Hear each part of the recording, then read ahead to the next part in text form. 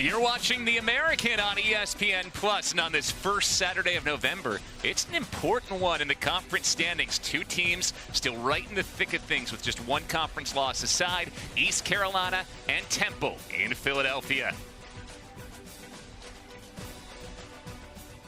Hey there, everybody. Alongside the Super Bowl champion, Barrett Brooks. Bill Spalding, glad to be with you for this one. And Barrett, this is a big game for these two teams. For Temple, bowl eligibility on the line. For East Carolina, a chance for a fifth win. And for either of these teams, a win here gives them a real good chance to keep playing for a conference title. They're right in the middle of the pack, just one loss in the conference.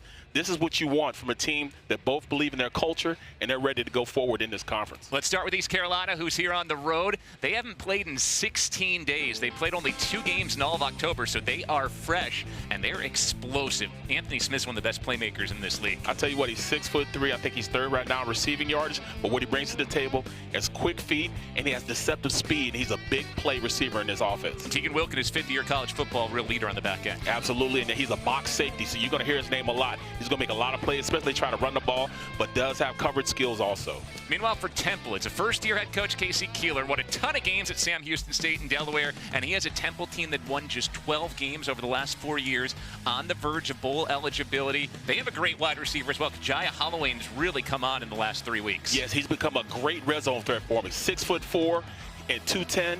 He has become that target that they're looking for to go up and get those 50-50 balls.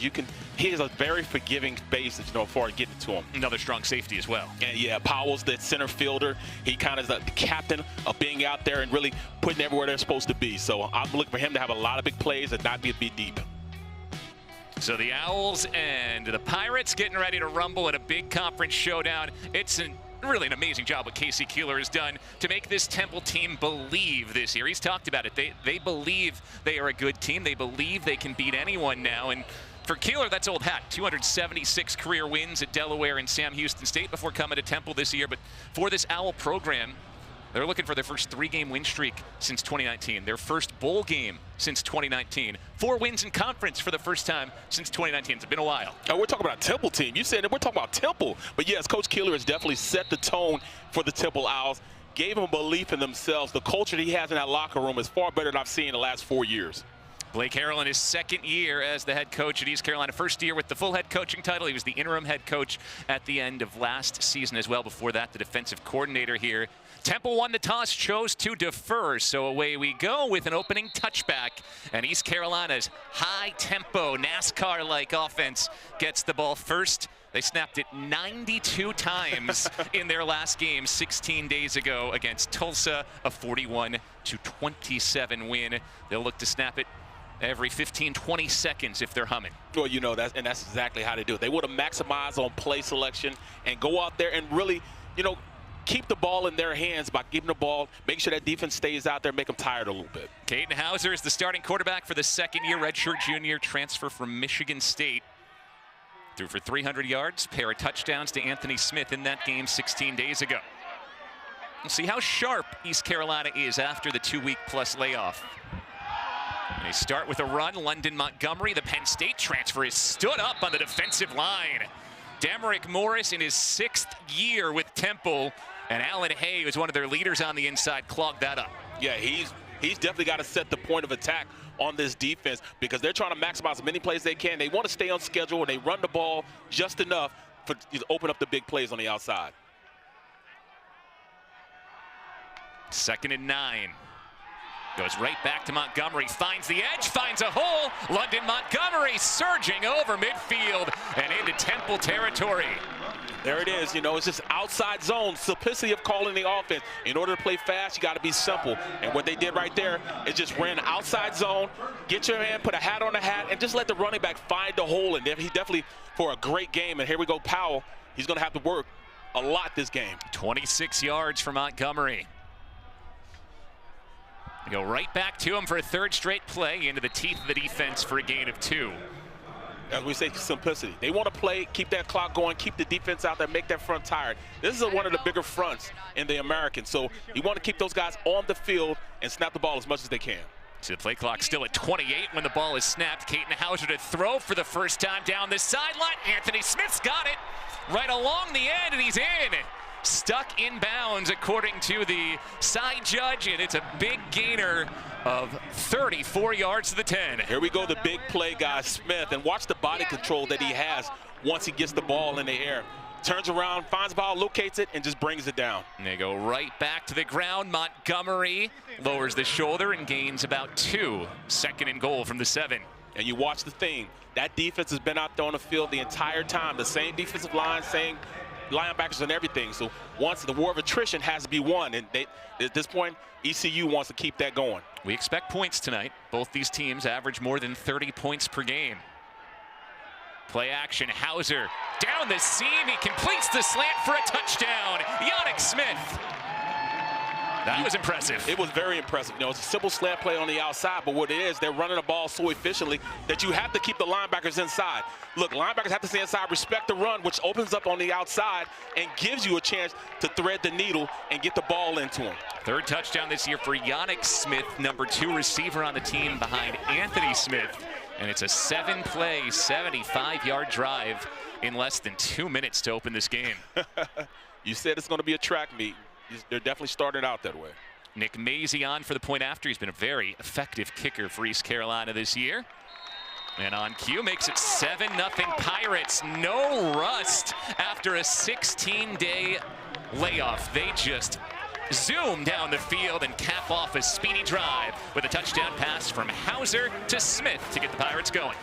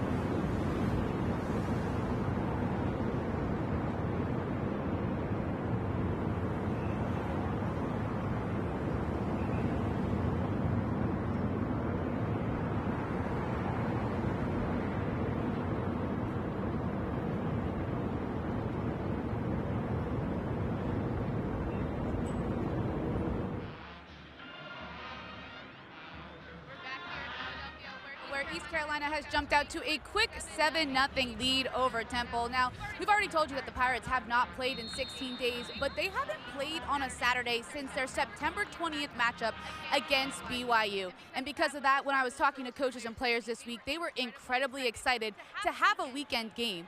In addition to playing on Saturday, they also haven't played a game during the afternoon. So coming into this 2 p.m. kick, they were even more excited for that. Tegan Wilkes said the main reason that you come to college to play football is to suit up on Saturdays. So the Pirates are very excited to do so, and you probably could tell on that first drive. Yeah, Maria, thank you. That was one of the things Blake Harrell said at his Monday press conference with the local media down in Greenville. So nice to have a normal Monday, a normal week where all your days of the week actually align with what the actual days of the week are in your prep. Bill, you know, football players are creatures of habit. And right now they're in the habit of going on Thursdays. So play on Sundays, that's what you want to do. I mean, on Saturdays, you want to do that. So I'm glad they're back on schedule. Evan Simon leads Temple's offense onto the field for the first time. Owls average nearly 34 points per game this year. Simon starts with a throw and nearly intercepted and broken up. That's his 210th pass of the season. Evan Simon has not thrown an interception yet this year, but almost did on the first play. Yeah, almost on the first play. You know, that safety was lurking over there, and he was able to come down and make a play on that. They've got to watch that because this is defense, you know, that's been raring to go, especially that secondary. And Temple's been so good at taking care of the ball. They have just one turnover as a team through their first 8 games this year. Jay Ducker is the running back. Simon to throw. Blitz coming. Ducker pulls in a hot pass for a short gain. Tegan Wilk, the safety, was in untouched off the end to pressure Simon. Yeah, and you know, they wanted to leak him out, throw into that pressure. But that's what you want to do. Simon is one of those guys, you know, he wants to keep efficient. He wants to stay on track so they don't have one of these 3rd and long. Simon and UConn's Joe Finiano are the only 2 quarterbacks in FBS football with at least 15 touchdown passes and no interceptions. Been an incredible year for the 5th year Temple quarterback. Started his career at Rutgers. 3rd down and 9. Pressure comes. Simon throws and just missed JoJo Bermudez. Simon was hit as he threw by Jonathan Jean. Might have been just enough to get him off the mark to Bermudez. But, you know, they're bringing the house. Look, they're bringing from a deep safety. And, hey, I'll tell you what, Simon stuck in there and delivered a ball, you know, that almost catchable. It's tough when you sit down, you see the blitz coming, and you have to get the ball out. And the receiver wasn't out of his route yet. So, to avoid the interception, you kind of throw it a little earlier just to get the wide receiver an opportunity to get the ball on. So Barrett, heck of a start for East Carolina. They score on their first drive, forced Temple into a 3-and-out. And now here's one of the best punters in the country, Dante Atten. Kyler Pearson calls for the fair catch, brings it in at the 24. So flips the field a bit. It's a 46-yard punt, and East Carolina right back to work on offense. That's what they do, man. That kind of, you know, flips the field for this Temple team. They use it as an advantage because now you make a team go the full, you know, almost 80 yards each time he punts it. So he's been that good and that effective, which allows Temple then to flip the field a little bit and get things going. First-year Temple head coach Casey Keeler's come in and said he's built this foundation of love and trust in this program, and even trusts his guys when they fall behind. They have here. East Carolina, 2nd drive of the game after scoring a 7-play, 75-yard touchdown drive last time around. Brock Spalding, the slot receiver, around the end for 12, and East Carolina's humming early.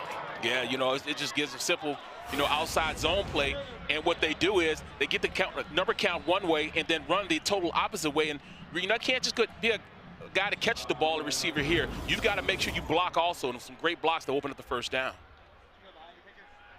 Hauser looking to throw for the 3rd time. Comes underneath tight end to Cirio Riles. Cuts back for a first down. Dragging Temple Owls across midfield and down to the 46. A lot of work after contact there for a gain of 19. Man, you know, he had plenty of time. That offensive line is working for him, giving him an opportunity to keep the ball going. An injured Temple player here as you see the tight end Riles go to work.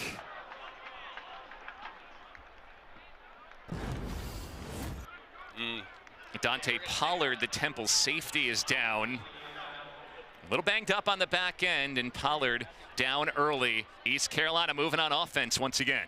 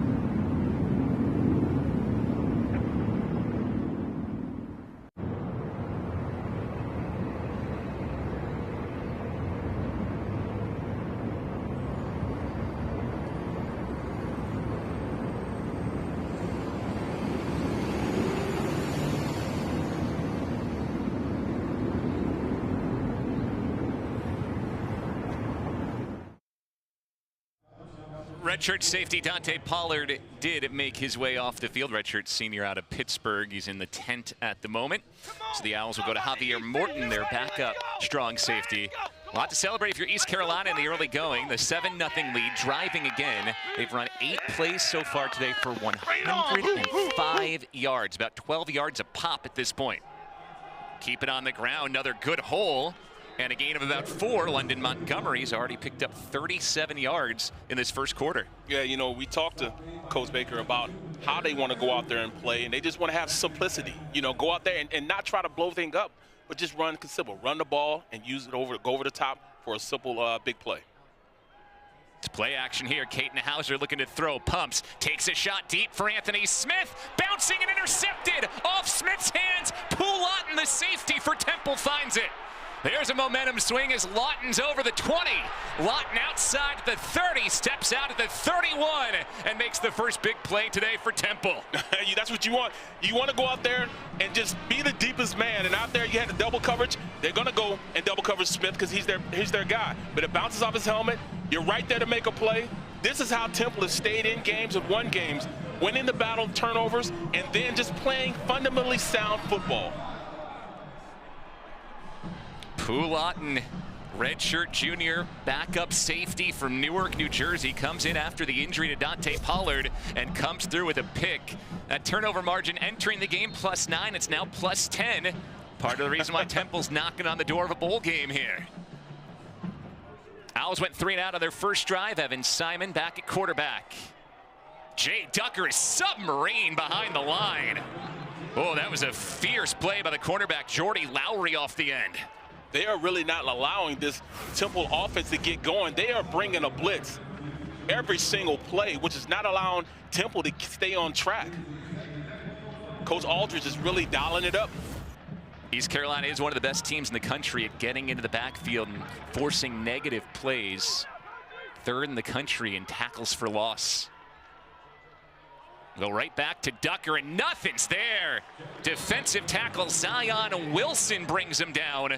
Wilson, one of 2 walk-ons, along with Preston Carr on that D-line that play regular snaps. Yeah, you know, and you have 3 guys up front, but then they move, and they're so good at just getting that penetration. The penetration kills all run plays and really clogging things up so you don't get a clear picture at the running back position. And that's exactly what Temple wants to do. They want to run the ball consistently, and this Pirate defense is not allowing them to. So it's another 3rd and very long for Temple at the start of this game. Simon throws down the middle, intercepted for the first time this year. Jamari Ridley and Simon's 212 pass without an interception stretch, diving in. Yeah, he sat back and he kind of, you know, stared the receiver down. He wanted the receiver to clear the first level. Once he got to the second level, the backside safety was able to see that he was going to him. He never looked away, tried to look the other safety off, and he was able to undercut it and make a play. Jamari Riddle is a guy that the East Carolina staff just raves about. Super athletic safety. Comes through with his 2nd interception of the year and sets East Carolina up in plus territory again. Yeah, I mean, he's 2nd on the team in tackles, makes a lot of tackles, and he works perfectly with Wilk in roaming that secondary. East Carolina coaches were funny. They said, you can talk about how much we like him, just don't talk too much about it. They don't want folks in this world of college football to have that secret of Jamari Riddle out there too much, but 3 straight Thursday night national TV games might have put the cat out of the bag there. Yeah, you can't hide production. Cannot hide production. Anthony Smith in motion, takes the handoff, surges around the end, and the speedster is down the sideline, inside the 5, and into the end zone. 45 yards to the house. Talk about window dressing. That's what Temple does. Well, they did the same thing here. They just ran a jet sweep and get it to their best player, the guy that really opens things up. He's fast enough to get to the corner, but then, you know, this Temple defense is so used to having things run through the middle that once it gets to the outside, there's nobody out there. He follows his blocks, and like I said, a prerequisite for this ECU receiver room, you've got to be able to block, and he got a great block on the outside, which popped him for a touchdown. Blake Harrell told us that his tight ends, including Jasirio Riles, maybe don't get enough love. That was a great block by Riles out there to lead the way for Smith. Great block on the outside. Flags before the extra points to be the first penalty of the game, so we'll say hello to referee Reed Jackson for the first time. Offside. Defense, number 13, jumped into the neutral zone, causing a reaction. Penalties half the distance to the goal. We'll redo the try. See if East Carolina decides with that half the distance Correction, the penalty is declined. To kick, they'll decline it, so they're just going to kick it from the 20. If you accept the penalty, you can think about a 2-point conversion from a yard and a half out. Yeah, that's one of the hardest for coaches to really deal with. You know, do you go and try to score it on a 2-point conversion, or, you know, it's hard to take points off the board. That 1 point might be critical later on. Again, they decline the penalty, so they'll keep the ball on the 3 and just kick the traditional 20-yard extra point here. One is better than none.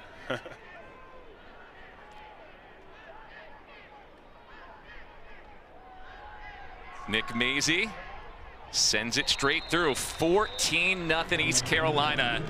So explosive. 153 yards of offense in the first 5 minutes of this game. Anthony Smith with a 45-yard house call, but East Carolina up 2 scores.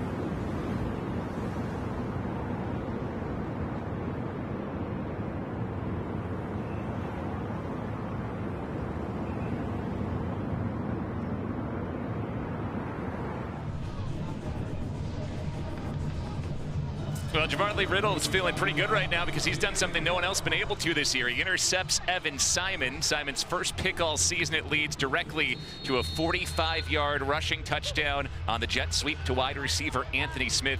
East Carolina in firm control early, Barrett. This becomes a crucial drive here for Temple to stem the tide. It's definitely a crucial drive. I mean, there's 9 minutes left in the first quarter. They've already up 14 points. Yes, this Temple team has come back, but it might get to a point where they can't. So they've got to make sure they do something this and score some point this drive. East Carolina's on pace for 1,800 yards of offense. Wow. 153 yards in the first 5 minutes and 7 seconds of this game. Temple at -1 yard. We'll start at the 25 after the touchback. Yeah, this coming in felt like a game, and still very well could be a game that is evenly matched down the stretch and huge in the conference standings. At last check, North Texas was ahead of Navy. If the Mean Green win that one, then Temple or East Carolina coming out of this with one loss would be on par with first place in the conference. Winner here is right in the thick of the conference race. Yeah, right there. They're in the middle of the pack. You know, very even if you look at these standings. But, you know, as the war of attrition is going to start going on, and all these teams are going to start feasting off each other. So you have to make sure you win games like this to stay involved. See what offensive coordinator Tyler Walker does to try to spark the Owls. It's a handoff to Jay Ducker, and he churns the legs for a gain of 5. A positive play on first down for the running back who's rushed for more than 3,000 yards in his college career. Yeah, and he has to be the mainstay on how to get things going. I mean, if he can go out and establish a run game, then you can add other people like Hollingworth inside, you know, the offense, you know, or maybe even Clark. Clark can open things up also. They might need him to start doing what he does on the outside to get this offense moving. Yeah, Clark, number 88, Peter Clark, big tight end, big target. Handoff Ducker, a lot of room around the end. Jay Ducker has Temple's first down out to the 42.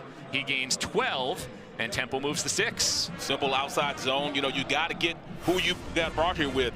This is outside zone, and they're able to get on the outside and just pick a hole. And he has speed, and he's a pounder, so they need him to get this going and establish the run game in order for this offense to really work.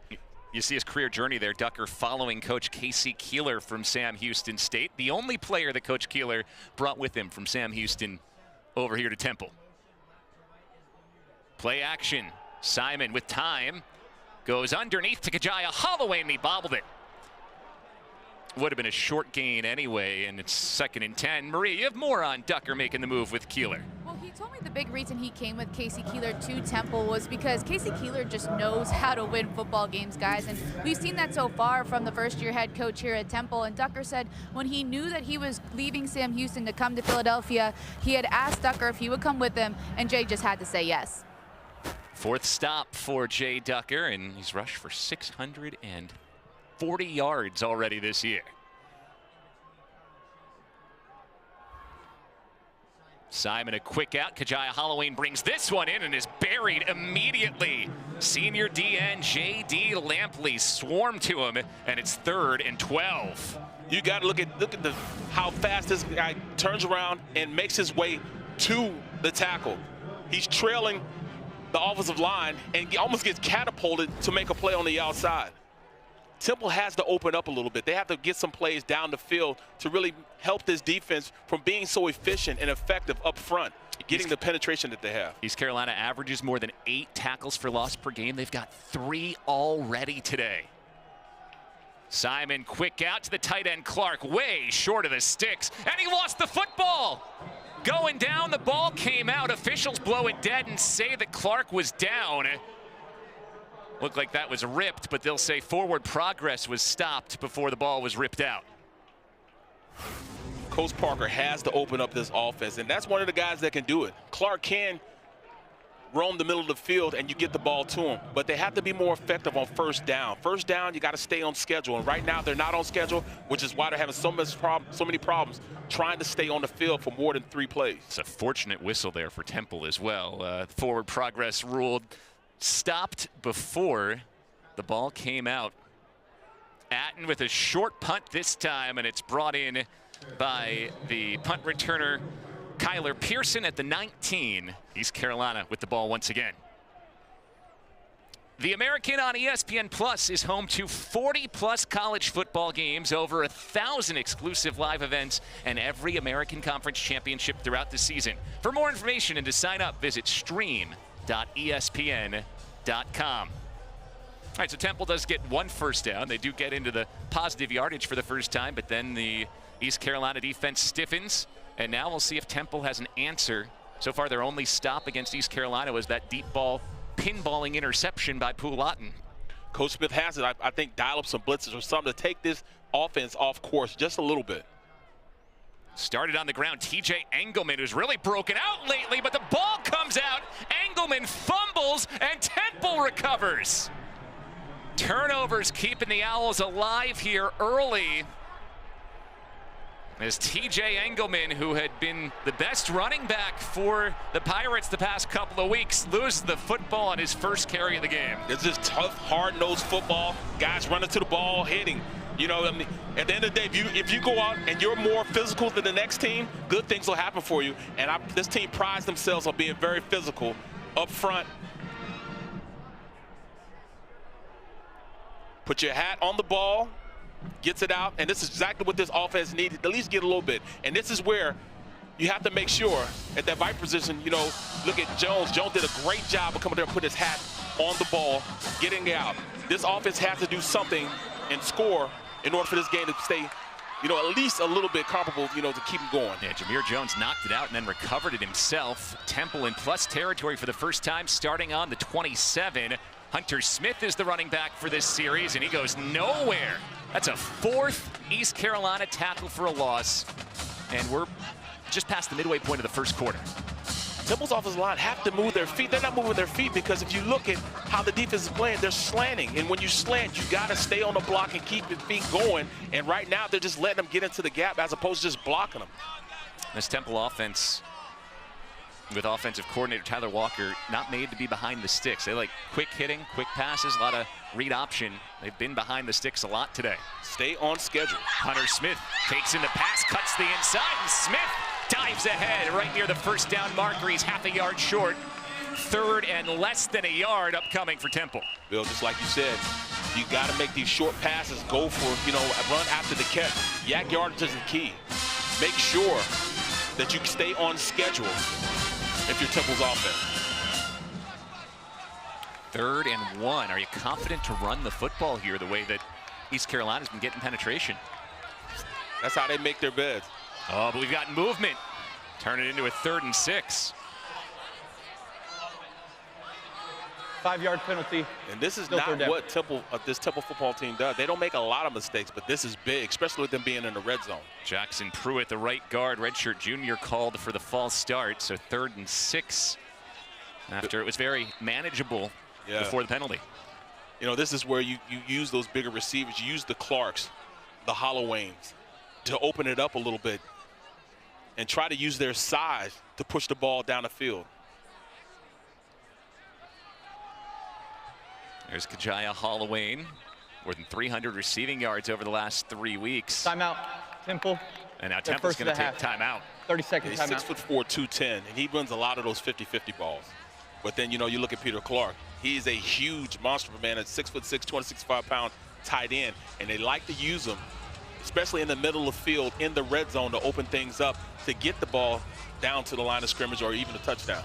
But you get the good game, you set up 3rd and 1, but then false start, timeout. Getting a little oily again for this Temple squad here is they got to figure something out. They're a team that believes that that's been the big culture change. Absolutely.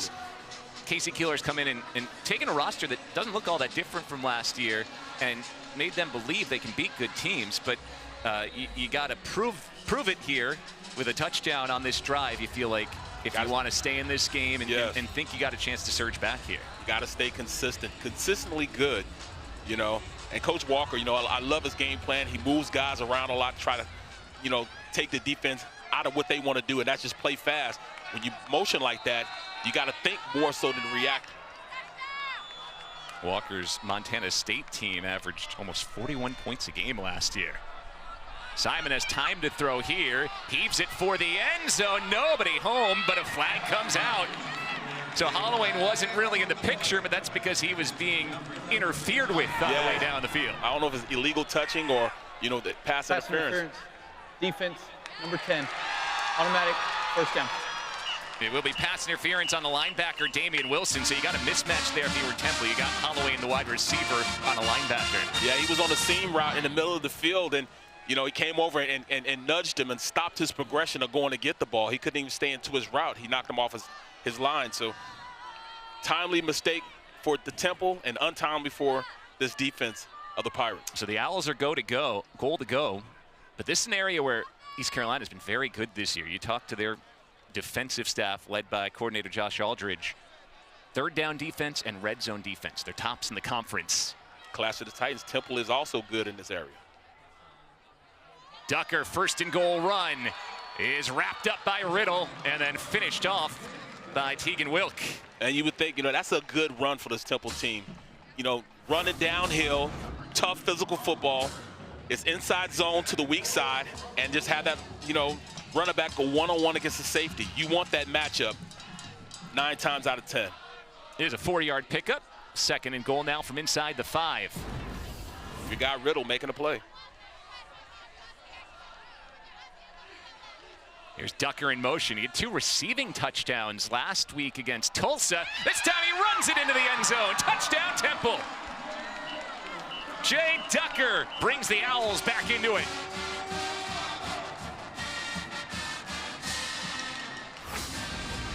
Inside zone. Give it to the running back. They get up to the second level, allowing him an opportunity to go in for the score. Once you stop that penetration up front, it really gives you a chance to get open up some running lanes, and that's exactly what happened right there. Open up some running lanes, and I'll tell you what, Ducker's going to find it. So the Engelman fumble setting Temple up in plus territory gets a little bit of a pulse for the Owls, who were getting run out of the building early. They're right back into it at 14-7 after the Carl Harden point after. It's a 1-touchdown game. Feistiness, this was a Temple team that built themselves on the culture that they like to have. They want to go out there and out-hit you, out-physical you, and not make a lot of mistakes. The mistakes that they are having have led to scores for, this offense. And at this point, you got to keep going with it. You got to keep going with it.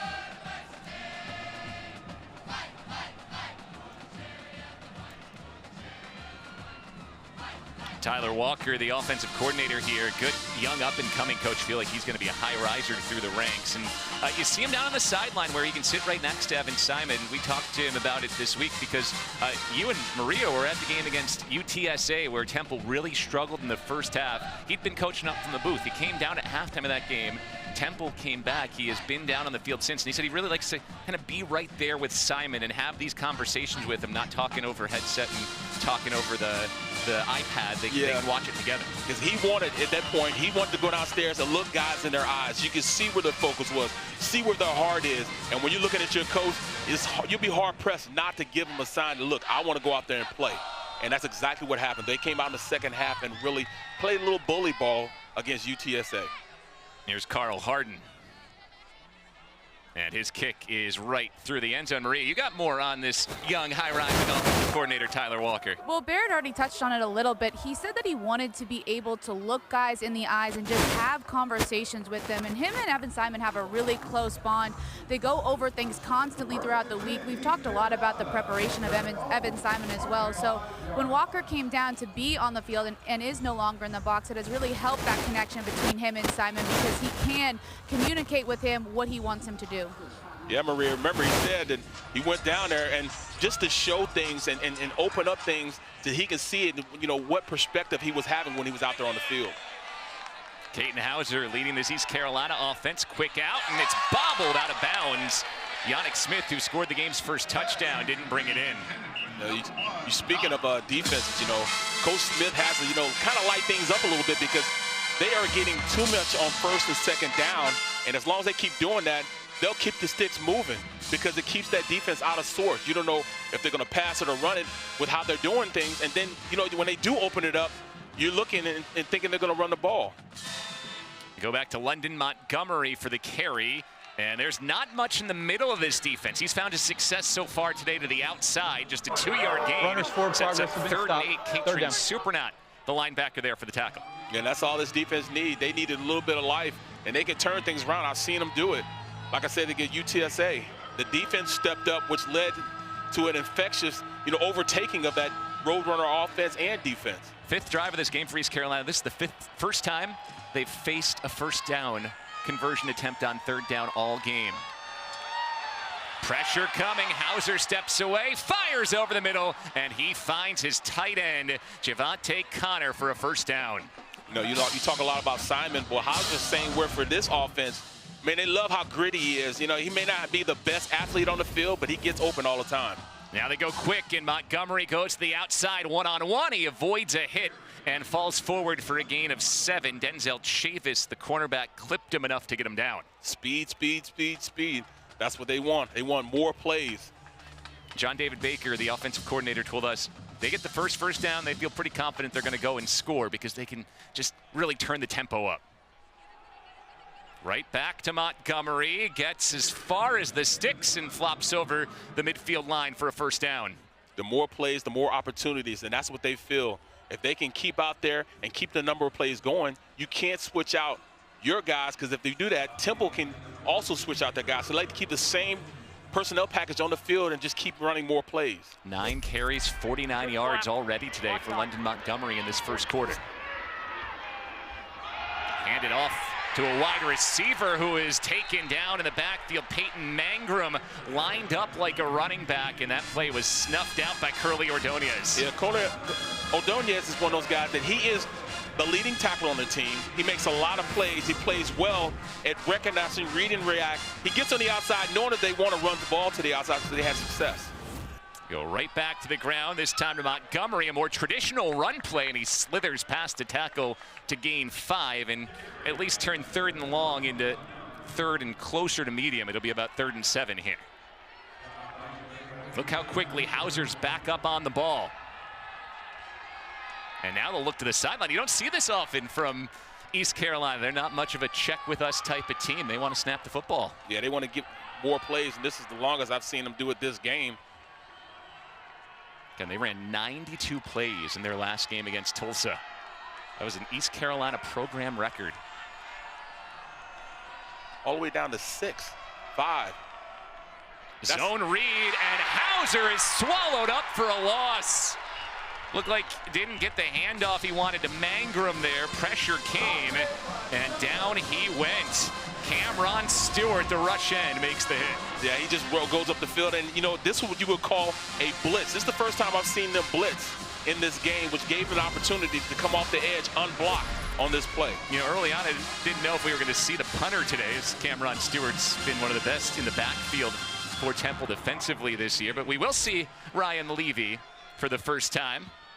Redshirt senior from Tampa, trying to pin Temple back, and he shanked it. Oh boy. That's going to be spotted well past the 20. At the 25, it's only a 25-yard punt and doesn't pin Temple back the way the Pirates would have hoped. Yeah, you know, and this is where Temple also has to come out and be more effective again. At least take some of the time off the clock. You know, we haven't even been in the second quarter yet, and they've ran, you know, East Carolina's ran so many plays. I'm looking for Temple to go in and just run the rock, open up the passing lanes, and start, you know, hitting tight ends in the middle of the field. You know, big play wide receivers can't do it until they open up this defense a little bit. Right now, they're just closed in to stop the run. Evan Simon hadn't thrown an interception all year until today. He's 4 for 8 for 14 yards in this opening quarter. We'll keep it on the ground, and this time, slow going. Hunter Smith couldn't find a crease, no gain, 2nd and 10. Yeah, this defense has been very, very good at two-gapping, pushing that defensive line back, and not allowing them to get up on the second level. That's why those linebackers can scrape off the side and make plays. Two-gapping defensive linemen, if you do it effectively, can really hurt a defense, because now that linebacker is free to do what he wants to do on double teams. Hey, get the motion. Here comes the ball. Country, country, country. Colin Chase goes in motion for Temple. See that back? Simon steps in the pocket, lets it go underneath. It's a good completion to a tight end. Ryder Cush keeps on pushing and gets to about a yard away from the sticks. True freshman tight end out of Canada, Ryder Cush. Was banged up earlier. He's healthier now. He's a player that Temple is very high on. As that 9-yard completion brings us to the end of the first quarter. East Carolina shot out of a cannon to a 14-0 lead. Temple's taking advantage of turnovers to get back into this one. A lot on the line in the American Athletic Conference here in Philly. 14-7 East Carolina after 1.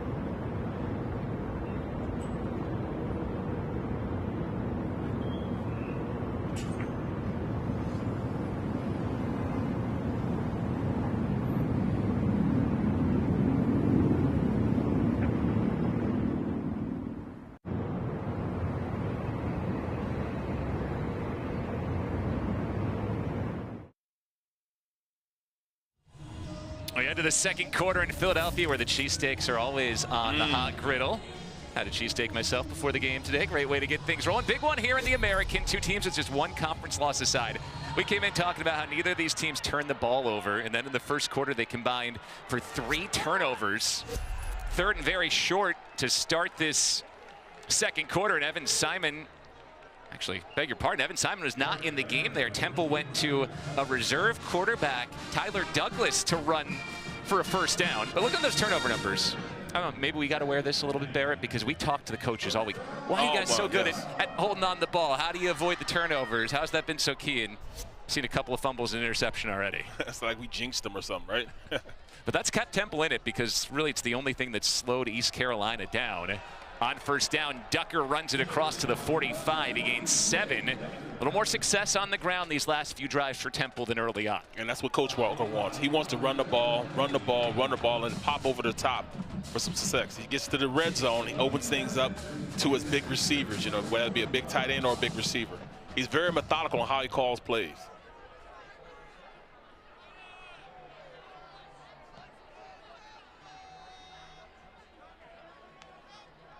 Right back to Ducker on second down. It's a first down for the Owls into East Carolina territory. 7 more yards for Ducker, who now has 36 yards on 8 carries. So that Temple offensive line is finally starting to stop the penetration. They're double teaming, and running backs just say, "Oh, we don't need you to just blow guys off the ball. We just need you to stay a hat on a hat, and they'll find a way." I played with Charlie Garner my first 2 years in the NFL, and he said, "Look, I know you're not going to blow him off the ball, but if you stay between me and him, I'll make it happen after that." And that's exactly what Ducker's doing right now. Hunter Smith is checked in at running back.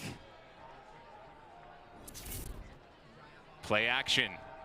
Simon across the field, hits Colin Chase. Good first down play, gain of 7. Now the whole playbook's open for you on second and short. You talked about that. He wants to set, look, and get the ball out of his hands quick. Make that offensive line look better than what they are by getting the ball out fast enough that they don't have to worry about a guy beating them over on the outside or in the inside on a pass rush. Tight end Peter Clark went in motion. Here comes JoJo Bermudez going the opposite way for Temple. Kevion Mason's first carry of the game leads to another Temple first down. 70 yards for Mason, a true freshman from Fort Meade, Florida, who's touched the ball just 11 times this year. Yeah, they like Ducker, but they have change of paces in there. They have guys who can go out there and really make big plays, and they like to use them throughout a game, so you give you a little change of pace. Ducker's just going to give you that consistent pounding, running route, and he'll break it every once in a while. What did Tyler Walker call Jay Ducker? He said, well, he is a bit of an old Cadillac. Yeah. He's got a lot of miles on him. He's rushed for more than 3,000 yards, so every once in a while they got to spell him and make sure they're getting other guys' touches like Smith, Mason, and Jaquez Smith. Simon comes quick to the outside. Well, that is a good catch by Kevion Mason, going down to the turf and gaining about 6. If he'd have just put the ball on him, and he had a lot more yards to get out there, at least 10 more yards, because it was a mistake on the defense. They didn't have anybody on the outside in that zone concept to pick him up. Still Mason making that catch going down to the turf, turns 2nd and 10 into 2nd and 5 here. Right. Give it right back to Mason. Enormous hole. Kevion Mason dances inside the 5 into the end zone. Kevion Mason's first career touchdown has Temple a point after away from a tie.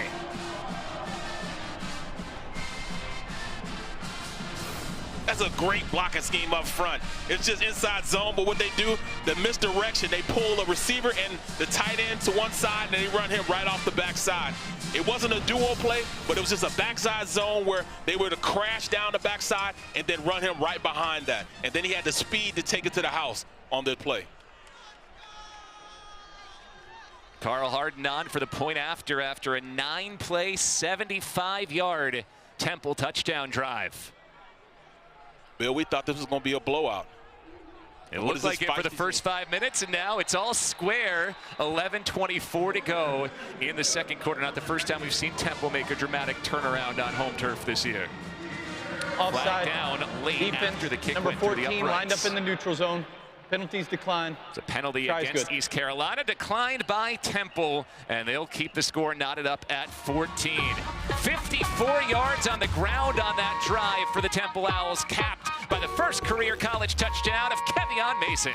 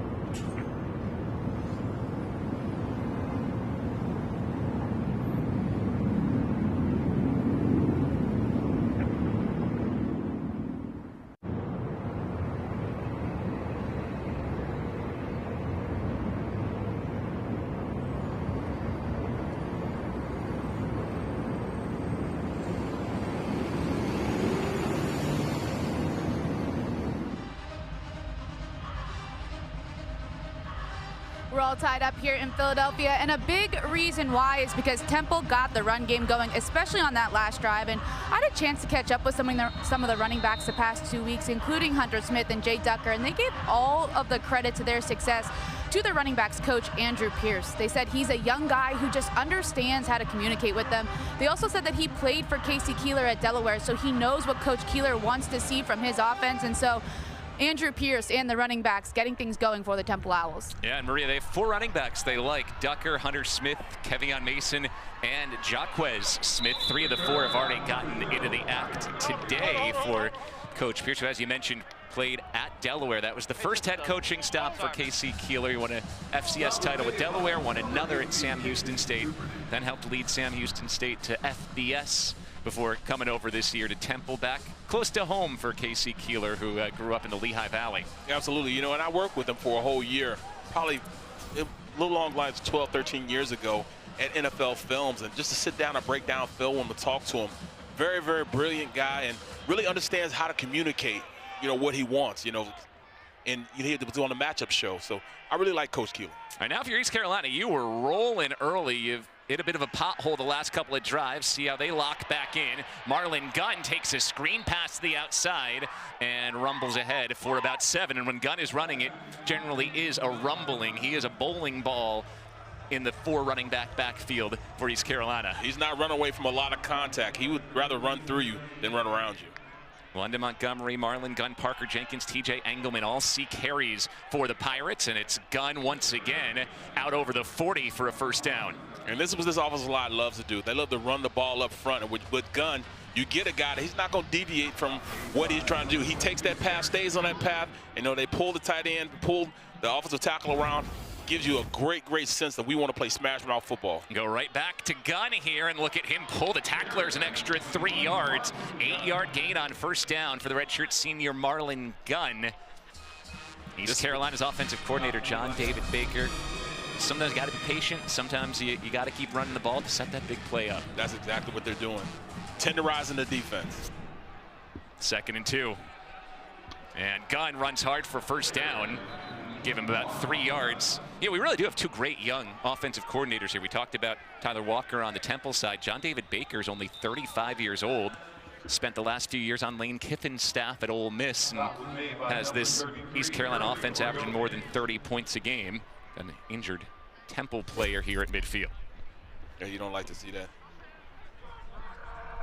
Khalil Petit, the senior defensive lineman, right on the logo at center.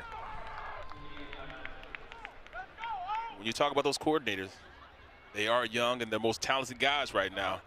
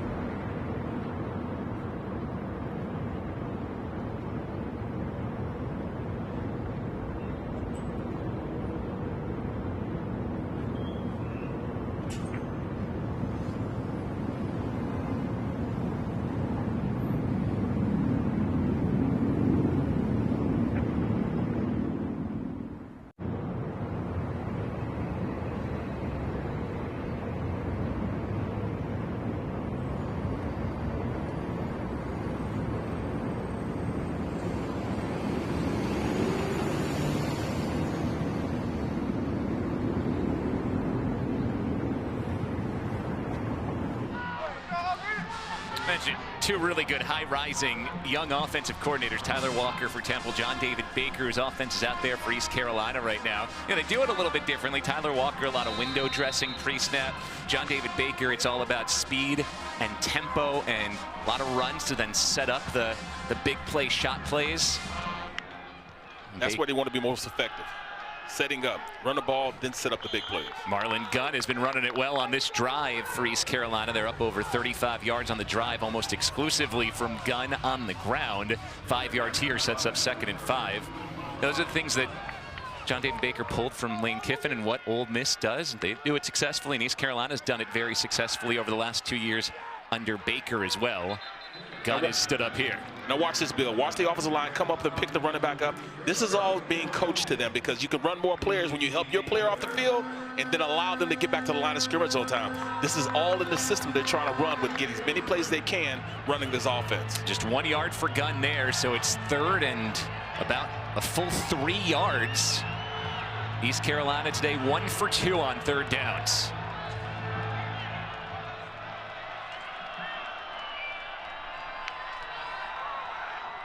Gunn gets it again, lowers the shoulder and moves the pile past the sticks. Needed 3, got 5. This has been a bring the lunch pail and be physical type of drive for a team that can have some flash and dash to them. Right, you look at them, the individual blocks, and then get up to the linebackers, then allows them to get in behind them for the first down.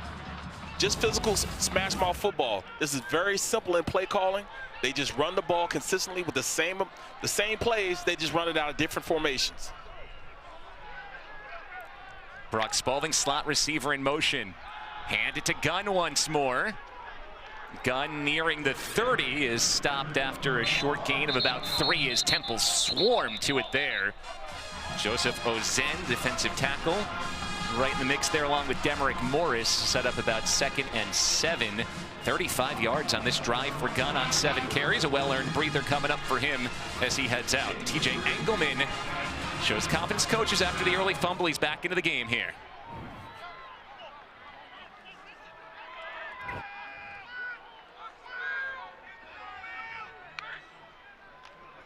Hauser gives it to Engelman. Good hole opens up for him, and Engelman spins across the 25. Right down by the first down marker. It'll depend on the spot. He never gives you a chance to get a full hit on him. You know, he's always giving you just half his body for you to hit. But it's just a great run play outside zone, and he picked the point and just one-step cut up the field. He was short, so 3rd and 1, right back to Engelman. He picks up the yards he needs and more. 3 more yards for Engelman, a redshirt freshman.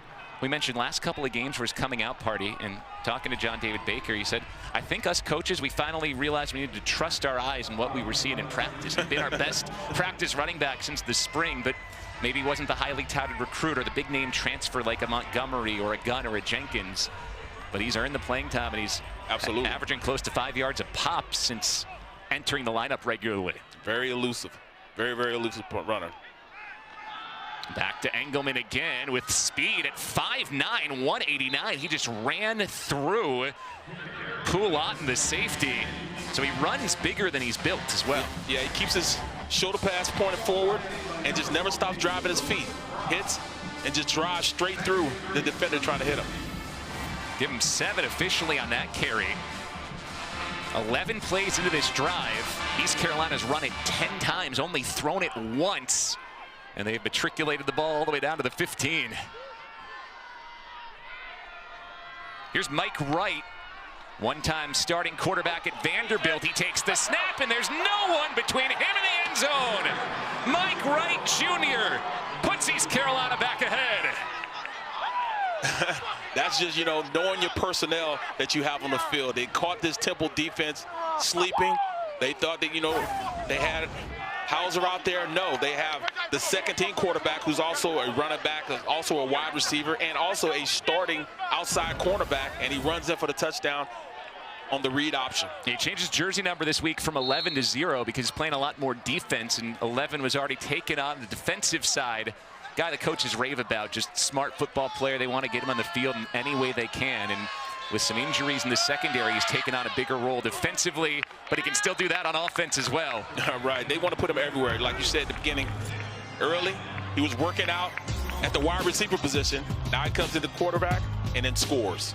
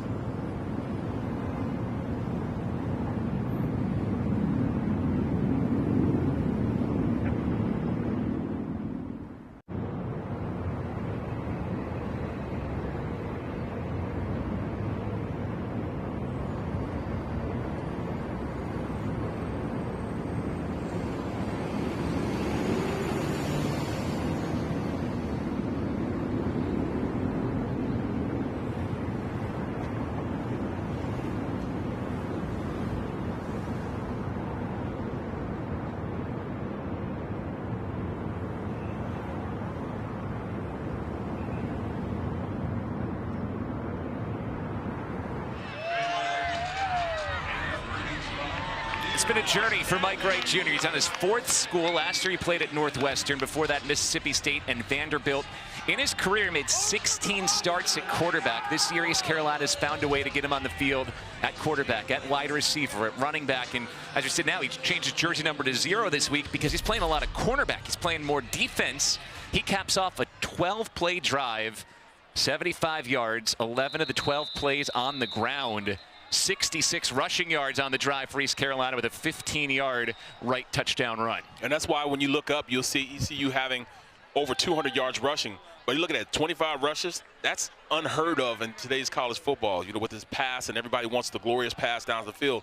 Well, I like the fact that they do run the ball, but I kind of think that this defense really fell asleep when they look back and didn't see, you know, Hauser at the quarterback position. They say 0, and he was 11 last week, but this week he's 0 because he's playing so much of the other plays, other positions on the field. I know you were an offensive lineman without even looking at you when you say, I love that they run the ball so much. What offensive lineman doesn't love that?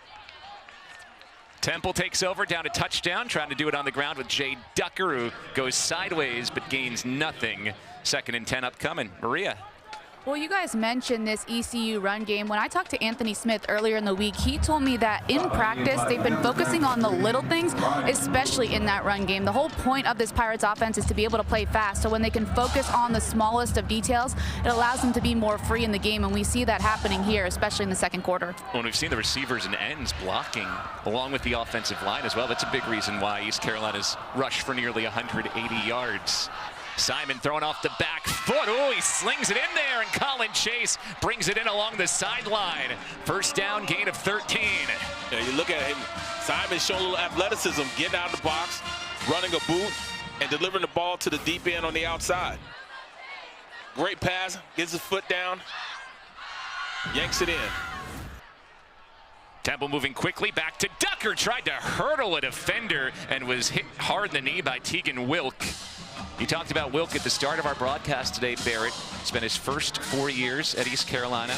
Went to Houston last year, but with a redshirt year, didn't really work out at Houston. Comes back to East Carolina to finish his career this year. And they welcome him with open arms. Why? Because he is a guy that plays very, very physical. He's a box safety, has great size, and his ability, he's not really the best athlete, but he's very, very feasible in his knowledge of how to play the game and making decisions and making quick plays for them. Really compliments Jamari Riddle, who is the super athletic but younger safety that plays next to him.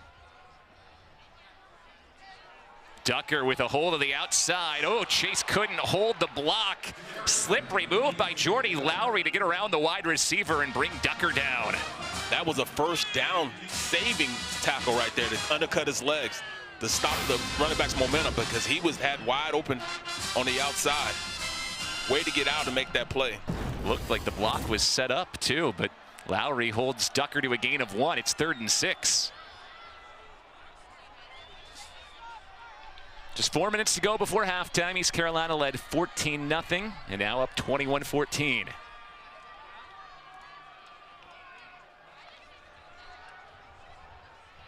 Simon clutched and fires incomplete.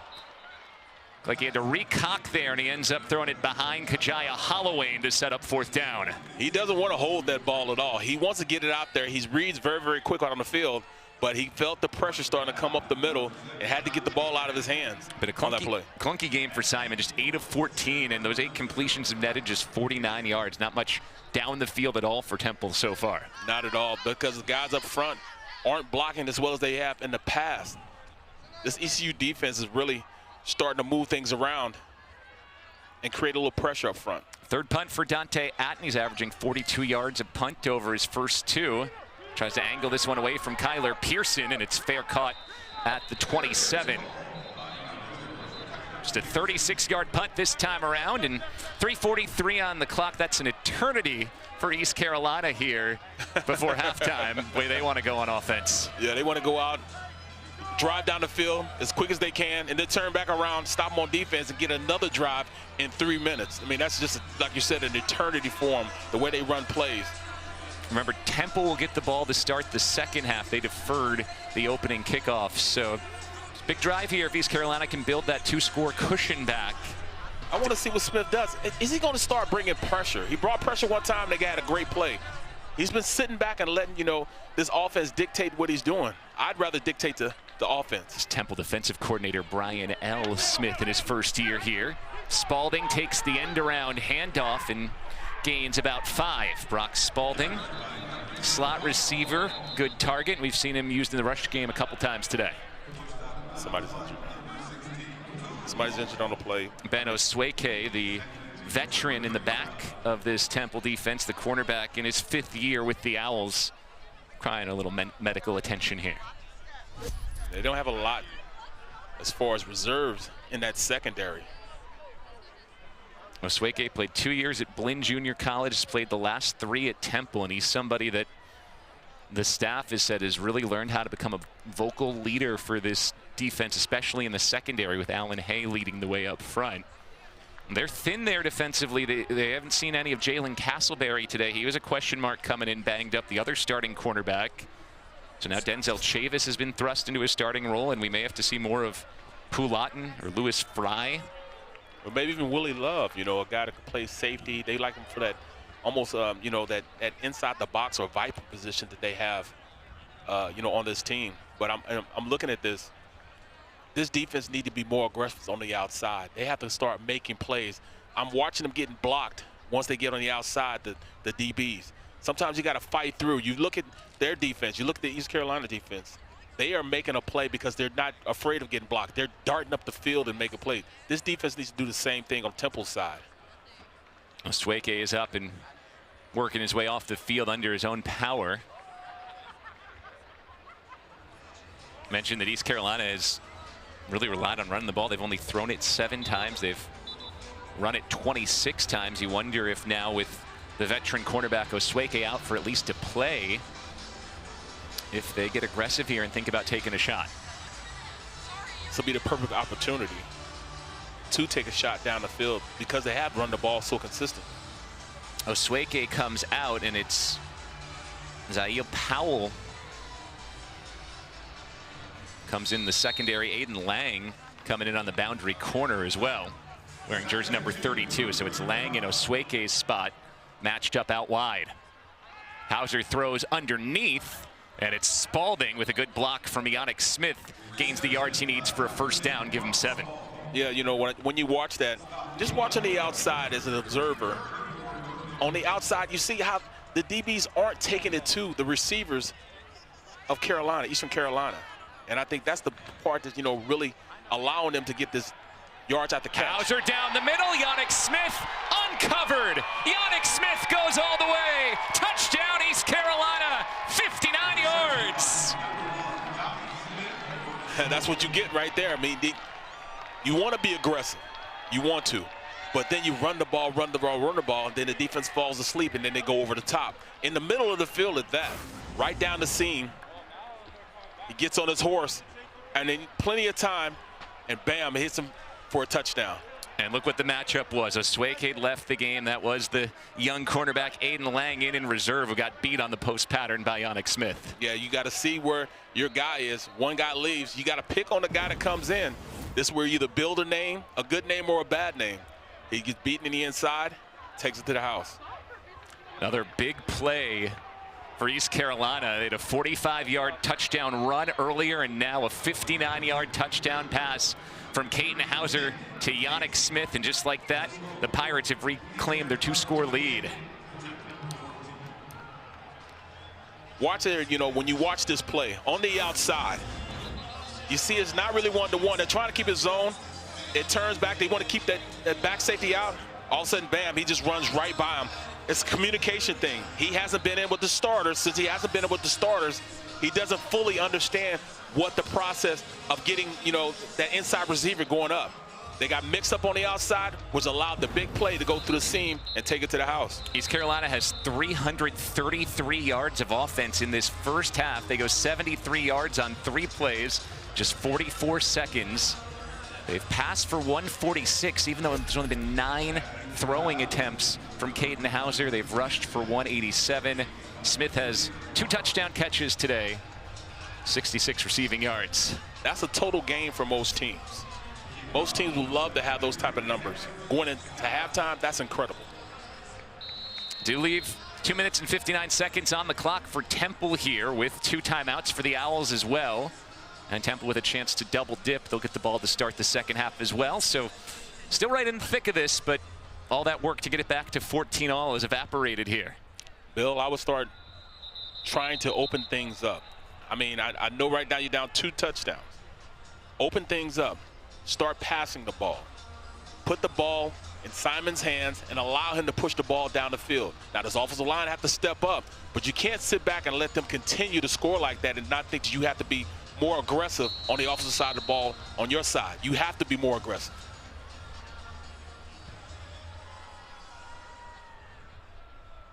Everett Scotts with the line drive kickoff that goes into the end zone for a Temple touchback.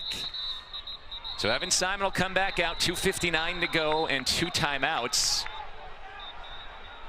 Got a little bit of pushing and shoving near midfield at the end of that kick. It's all sorted out here. You do still have the full playbook with 2:59. You got to go at least a bit of an urgent pace, but they've had much more success running the ball than throwing it today. You don't have to abandon the run here. I know, but that's your captain of the team. That's the leader of your team. Simon can go out there and dictate the tempo. Let him use his arm. Let him use his leadership to push this ball down the field. I would trust guys that I can throw to, like Clark. Coaches do rave about his leadership.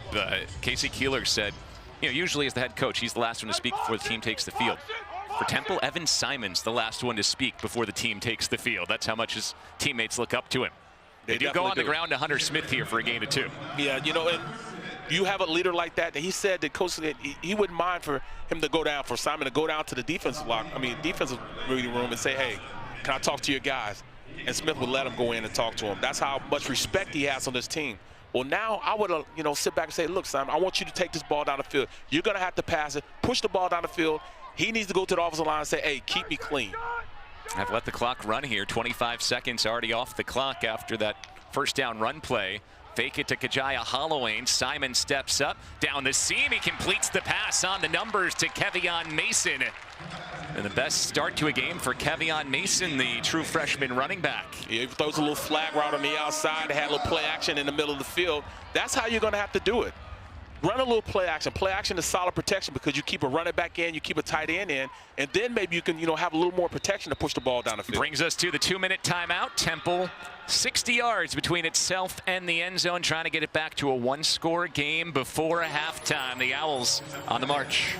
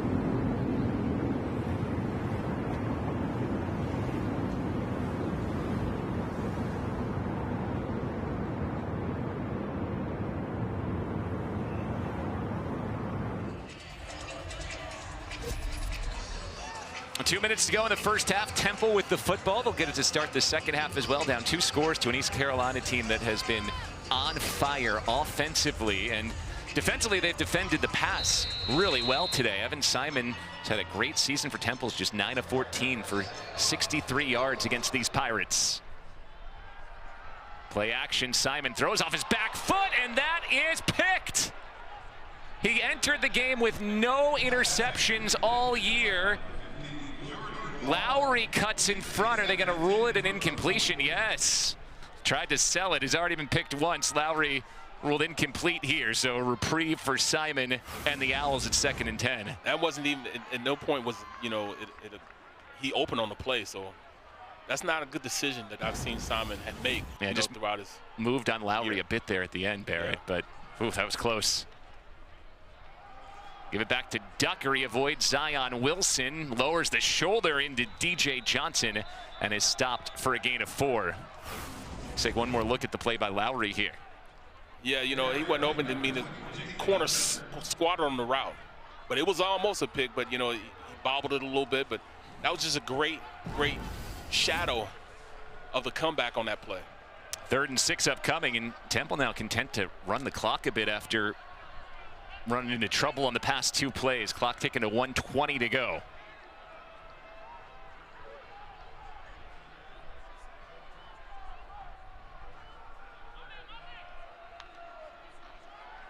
Blitz comes. Simon sidesteps it, heaves it down the field for Bermudez, who was open, but Simon under pressure just getting rid of it.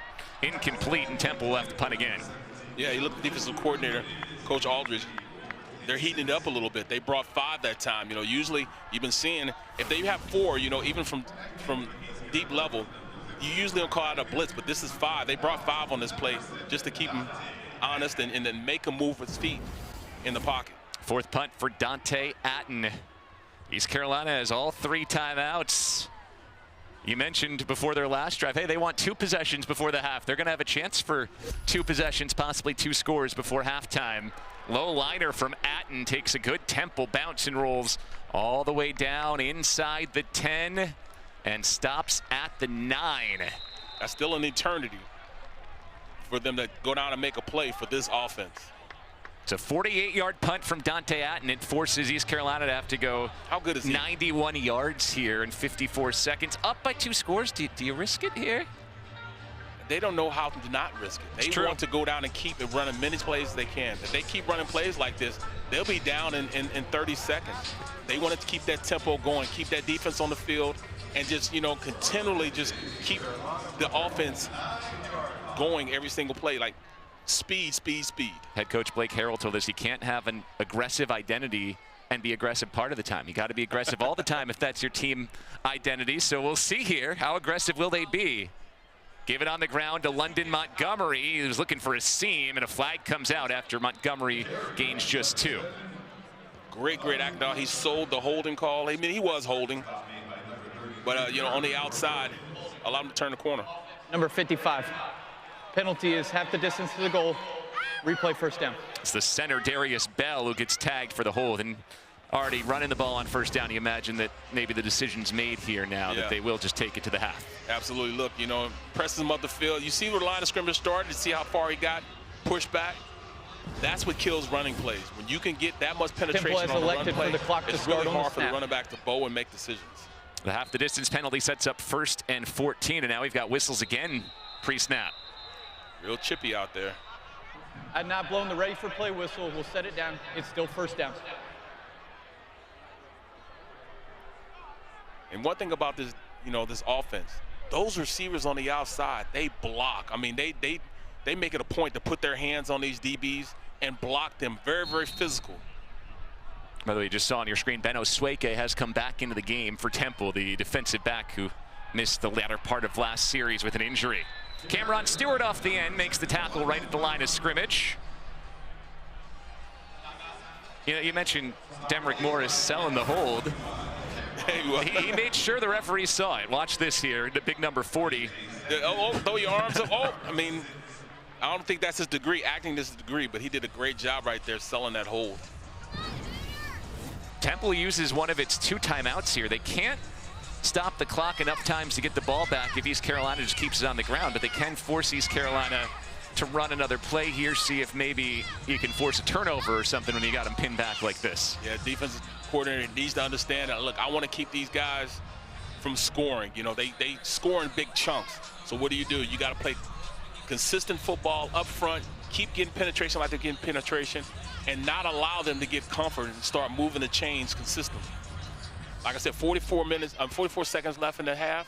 They can do a lot in just that much time. They haven't shown any interest in being aggressive here, though, in this last drive. Backed up 2 scores. Montgomery's in the backfield with Hauser. Montgomery takes it.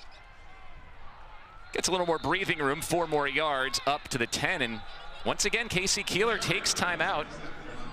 Interesting strategy here because, again, if East Carolina just puts it into Montgomery's hands, they can run the clock out on this next play. I would think, why risk the possibility of letting a running back break one for a big gain, and all of a sudden then East Carolina starts thinking about taking timeouts? Absolutely. If they start taking timeouts and they get, at least past the 40-yard line, on their 40-yard line, then you start thinking about, all right, I may be able to get a field goal.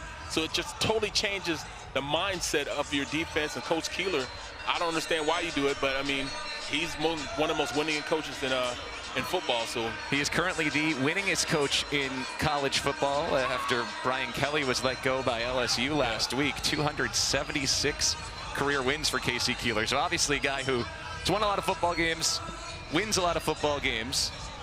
Math just doesn't really add up here, but he has used these breaks to talk to his defense. He's a master at reading the pulse of his team. Yes. When you were here for the game against UTSA a few weeks ago, where Temple had a really rough first half, he told Maria down the sidelines it was the first time he was embarrassed to be at Temple. They come out and turn it all the way back around. But then he said last week against Tulsa, he went to halftime and said, guys, we're fine. We're fine. Come on out, keep on fighting. And they come out and they win the game that way. He definitely knows how to get his guys going. This was the end of the last play. Watch Osweke. Wow. I don't know if this was seen by the referees originally, but Osweke got engaged there with Jaron Waiters and drove him down. No penalties were called. Yeah, that's his receivers. They block. I mean, they are very physical receivers on the outside. And it's getting a little chippy out there. Yep. This Temple team, they're getting pushed around and they don't like it. And the only way you can do something about that is to go out there and be just as physical. Osweke, look at him now talking to that East Carolina bench as we hit halftime. There is some serious jawing going on between the Owls and the Pirates. And coaching staffs from both sides trying to make sure they get their guys into the locker room here with East Carolina ahead 28-14. Yeah, very physical game. And this is the kind of game we thought we were going to have. A physical game where both sides have meaningful games left in the season in which they can make a mark and maybe get into the conference finals.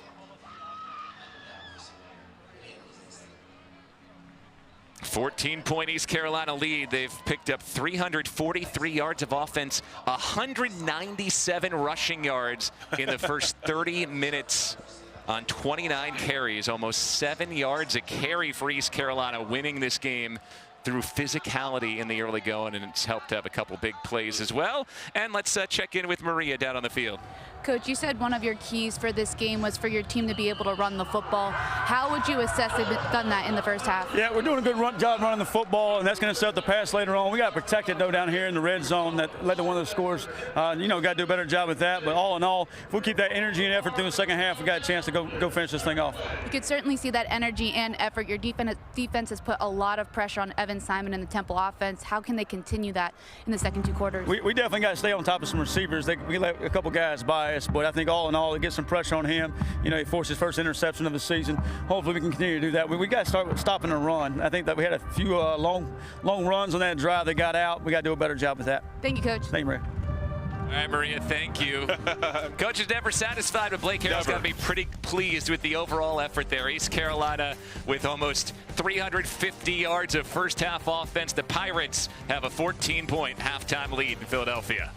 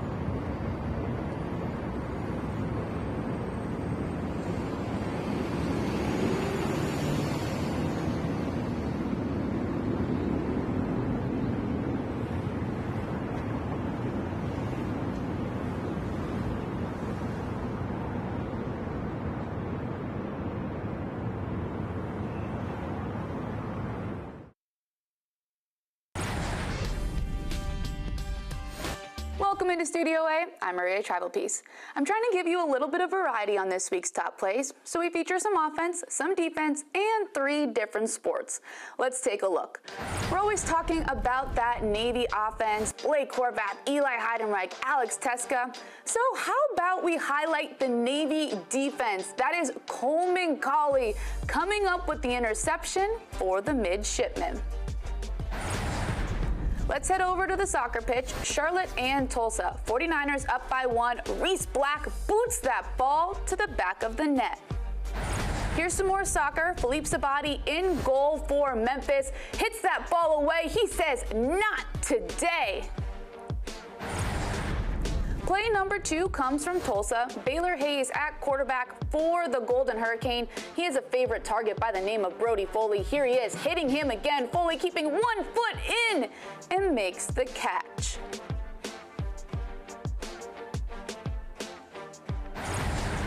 Byron Brown is one of the best quarterbacks in the American for a reason. South Florida and Memphis.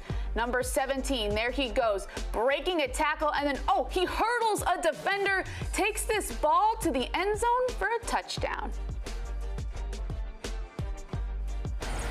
If you see a top play this week, make sure you use the hashtag American Top Plays on social. Keep it right here. We have more coming up for you on ESPN+.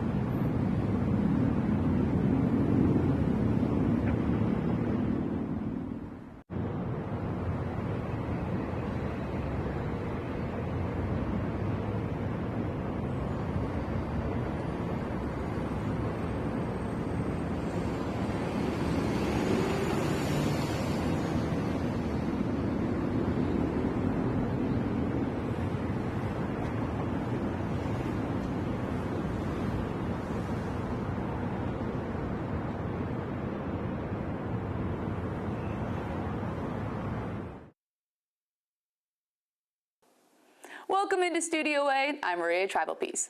Temple football got into the Halloween spirit by taking a trip to Philadelphia's famous Eastern State Penitentiary, which becomes a haunted house for the month of October. This iconic Philadelphia landmark served as the backdrop for Temple's weekly uniform reveal video, and we got the chance to go behind the scenes of the shoot with defensive lineman Alan Hay.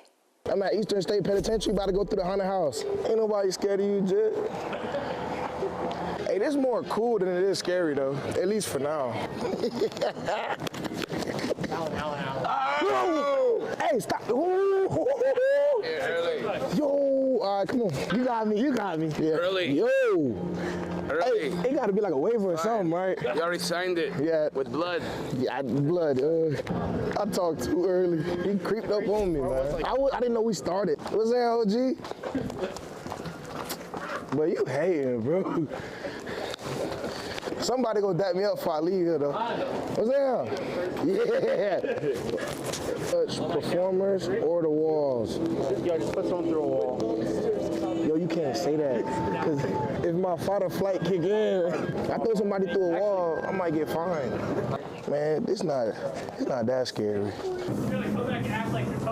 That was scary.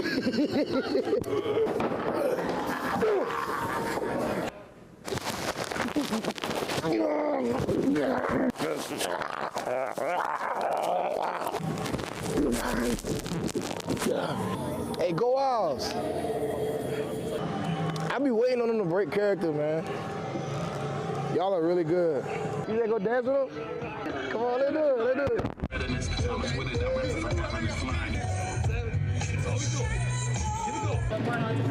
You said one more? Yeah.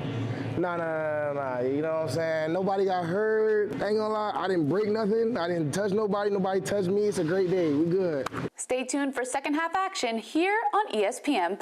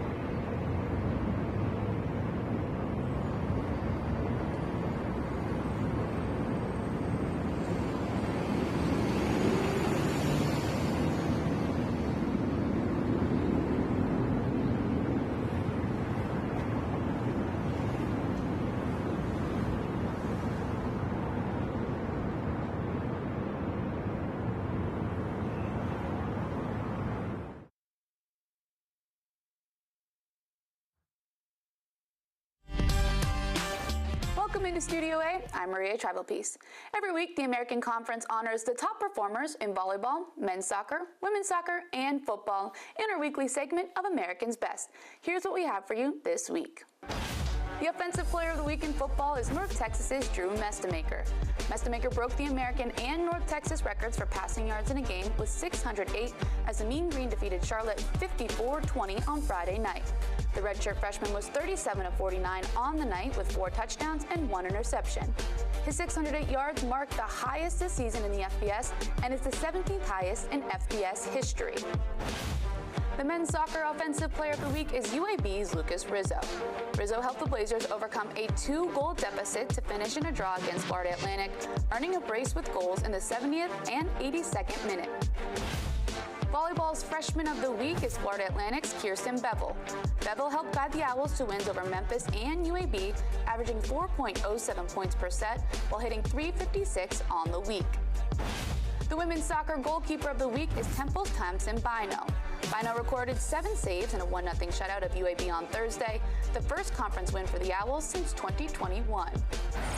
For more on the American's weekly awards, you can visit our website at theamerican.org. Keep it right here. We have more coming up for you on ESPN+.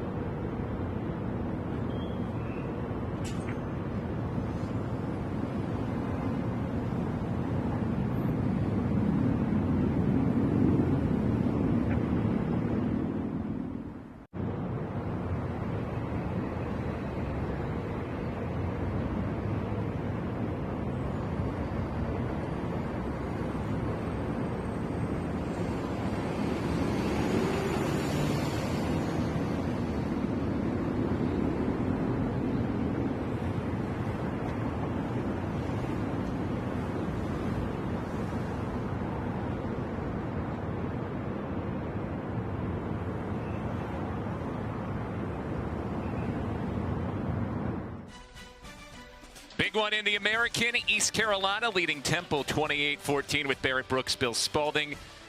Navy lost today to North Texas, so there are no longer any undefeated conference teams in the American. That means the winner of this game with just one conference loss will be right there with all the other teams with one loss in that battle for conference championship positioning. So it's a huge final 30 minutes. Been all East Carolina so far, but Temple will get it to start half number 2 as we open up the half with a touchback. But that East Carolina offense was just almost impossible to stop in the first half. Barrett, 343 total yards. Yeah, they did it from running the ball and passing the ball. They were very good. Now, this is just a, sweep to the outside, jet sweep to the outside, and then use your big players to go out there and make plays. Then Temple creep back into it by running the rock and giving them an opportunity to then, catch up. And they were tied at, just before at 14-0. But then you go around and Eastern Carolina starts doing things the right way again. A lot of plays, quick pace, and running the ball consistently, and that's where we're at right now, 28-14, because of that. East Carolina's forced an Evan Simon interception. They've also held Temple to just 1 of 6 on third downs. Nearly another pick. Tegan Wilkes stepped in front of Peter Clark, and Simon's making some throws we just haven't seen him make this year into double coverage there. This is uncharacteristic of Simon. He's usually going through his progression, seeing where the open man is. Now, you can't tell me he hasn't seen, tougher defenses than this, but I tell you, Eastern Carolina is doing a great job of making them nervous inside the pocket. Yeah, maybe he hasn't. This East Carolina defense, 17 points a game. They've been one of the best in the American this year. They're near the top of the country in tackles for a loss, and there's another one.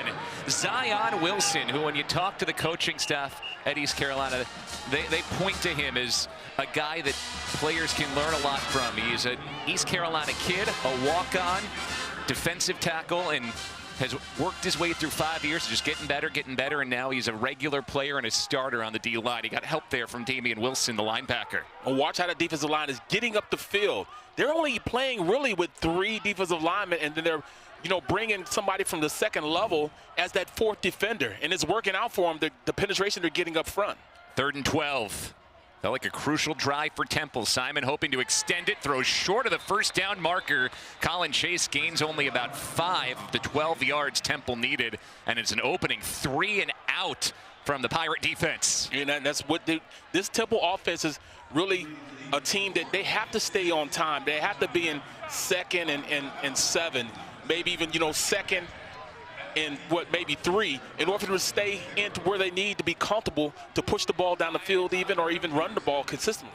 Dante Atten out for his 5th punt, first 4 average 40.3 yards. Kyler Pearson's the returner. And once again, he'll call for a fair catch and take it in at the 24. Great punt. Atten is keeping him in the game at least. Trying to flip the field. They just are being super aggressive on the defensive side for Eastern Carolina, which is allowing them to really stay this offense and get them out of 3 and out. 47-yard punt. Here is the East Carolina offense, already over their season average in rushing yards per game, nearly to their season average in total yards per game. And it's not like those were low averages. They're scoring 30 points a game as a team. They only threw it 9 times in the first half. They ran it 29 times. That's music to my ears as an ex-offensive lineman. Caden Hauser starts with a handoff to London Montgomery, who stood up.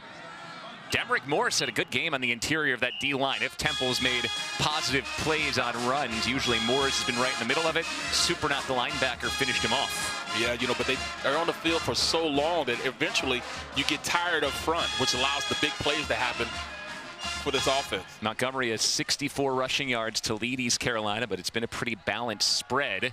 Hauser throws here to Montgomery, avoids the first tackle, and then he's taken down. They've got to complete these, almost tackle for loss. You got to finish the deal on the outside. Don't allow them to keep up those little yardage, a yard here, 2 yards there, and then becomes manageable for the offense. Jameer Jones with the tackle after just a 1-yard gain, setting up a big 3rd and 7 here. East Carolina 3 for its first 5 on 3rd downs back in the first half. Now look how comfortable Hauser is right now in the pocket. Sitting there, read and evaluate what they're doing on defense. Slowed it down a little bit here. Play clock under 10 for the Pirates. Hauser has time. Now the pocket collapses. Sends it out underneath. Montgomery can't make Jones miss. Another open field tackle by Jameer Jones. A little bit of help from Khalil Poteet. And Temple's defense answers with a 3-and-out of its own. A victory, a victory. Sometimes you need the defense to spark things up for your offense. That's what happened in the UTSA game.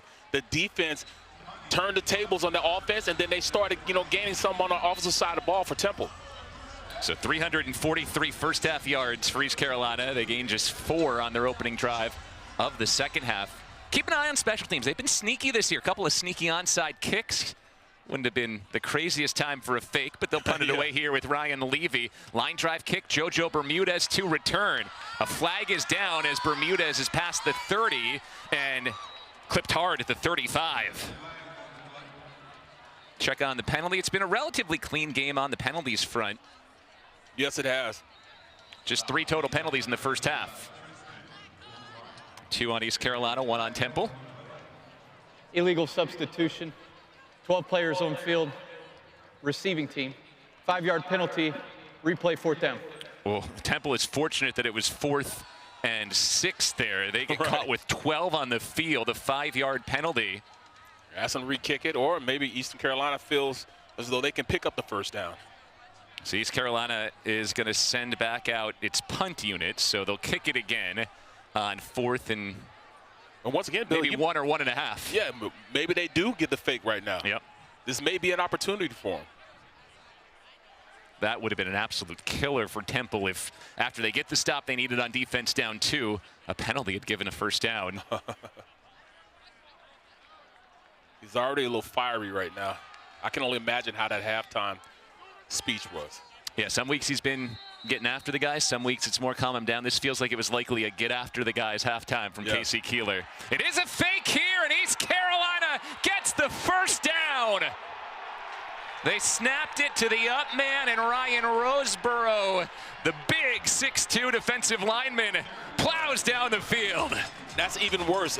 Number one, because you called it, didn't you? You called the play on it, and then turn around, they run it, and then, come on, it's a defensive lineman, an up back. This guy's, what, 300-some pounds? 295 pounds officially, but yeah. Only Menyet's a biscuit away from being 300 pounds. But he showed great athleticism and running like he's a running back. Had the ball tucked in. He should have switched it over, though. But it was a great run. This is a great time for them to run it, and they did a great job of executing. So it is that penalty that ends up being the big killer for Temple, gives East Carolina a chance. They pick it up on the fake. Here's Mike Wright Jr. at a rushing touchdown earlier and gains 5. So far today we've seen Wright out at a wide receiver slot. We've seen him out at running back. We've seen him take a snap at quarterback. And he's played a bunch on defense at cornerback. Look at this formation. He's behind most of the offensive line. 3 offensive linemen in front of Hauser, 3 in front of Wright. Hauser fakes. Now he throws it to Wright. Wright's got a block in front of him and gains only about 2. So whole lot of movement for not a whole lot, but right. 3rd and short coming. Right. But, just look how effective they are at getting back to the ball. They get back to the line of scrimmage. That offensive line know that they have to have the, put the pressure on that defense, and they make sure that they run to the line of scrimmage and get on the ball as fast as they can. And that little variation right there can probably set something up later on. Run this to run that. Casey Keeler is steaming on the sideline right now. Didn't even have the headset on.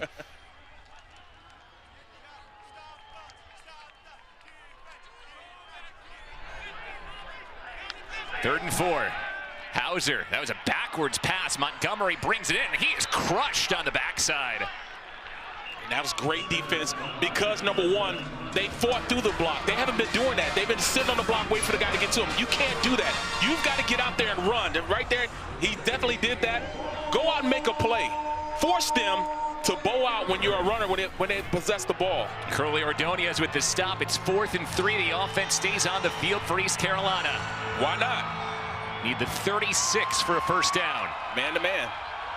It's a free play and a free first down. Temple was offside. Hauser slings it to Yannick Smith, and he gains a big chunk of yards inside the 20. It's a coachable moment. Even though they jumped offside, you got to keep going. You got to finish the play on the defensive side of the ball. 20 yards on 4th and 3. Offside, defense, and penalties decline. Result of the play is a first down. Very uncharacteristic of a Keeler coach team. You can't stop. You got to keep going. You know, you made the mistake, finish the mistake. Go out there and finish the play. You should have forced him to throw the ball. And it was Ordonez again who just made the big tackle on the play before. Exactly. East Carolina in the red zone trying to go up by 3 scores. Empty backfield for Hauser. Fires, end zone, open, and he overshot Anthony Smith. There was no one within 5 yards of him. They caught him in the defense, and they didn't know what was going on. It was a bad play. Oh, man, Hauser wishes he had this back because he was wide open on the play. Both DBs went out to him, the receiver on the outside. You got to put it down so he can catch it. Look, oh, you dream about this stuff as an offensive coordinator. They had the play, and then they miss it on the throw. You know, John David Baker told us Caden Hauser runs hot, but one of his big improvements this year is he's been able to channel that competitiveness when he's running hot, channel it for good instead of letting it derail him a bit. Montgomery finds the seam. He shakes off a tackle. London Montgomery lowers the boom for the score. That's just going out and imposing your will on a defense that was already on skates going back. They took advantage of every situation that they had, whether it was an offside penalty, whether, you know, a busted coverage. They went out and just pushed this Temple team around, and that's what you want to do. Run through tackles. That's just being more aggressive and being a fine point team. When I mean by fine point, you take care of the little things, like running through tackles, blocking guys to the second level, taking advantage of opportunities where you can take a special team and run a fake. 4th touchdown of the year for Montgomery. This one from 19 yards out. He's rushed for 84 yards today. The Pirates have rushed for 238. We're not even at the midway point of the 3rd quarter. Maisie on for his 5th point after, and that's right down the middle. So East Carolina pulls off the fake on 4th and 1. Pick up another 4th down conversion on the way. 10 plays, 76 yards, and a Montgomery thunderous run for a score.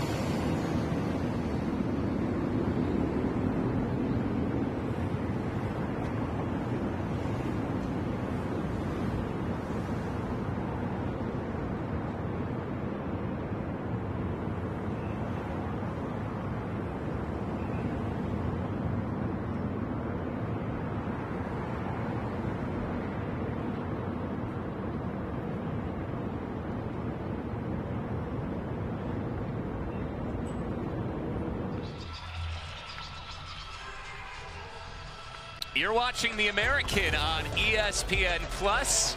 Traffic moving on Broad Street in Philadelphia, and there's been no traffic inside Lincoln Financial Field for the running game of East Carolina. They have rushed for 238 yards against Casey Keeler and staff's Temple defense. You know, Blake Harrell told us, loves running the football.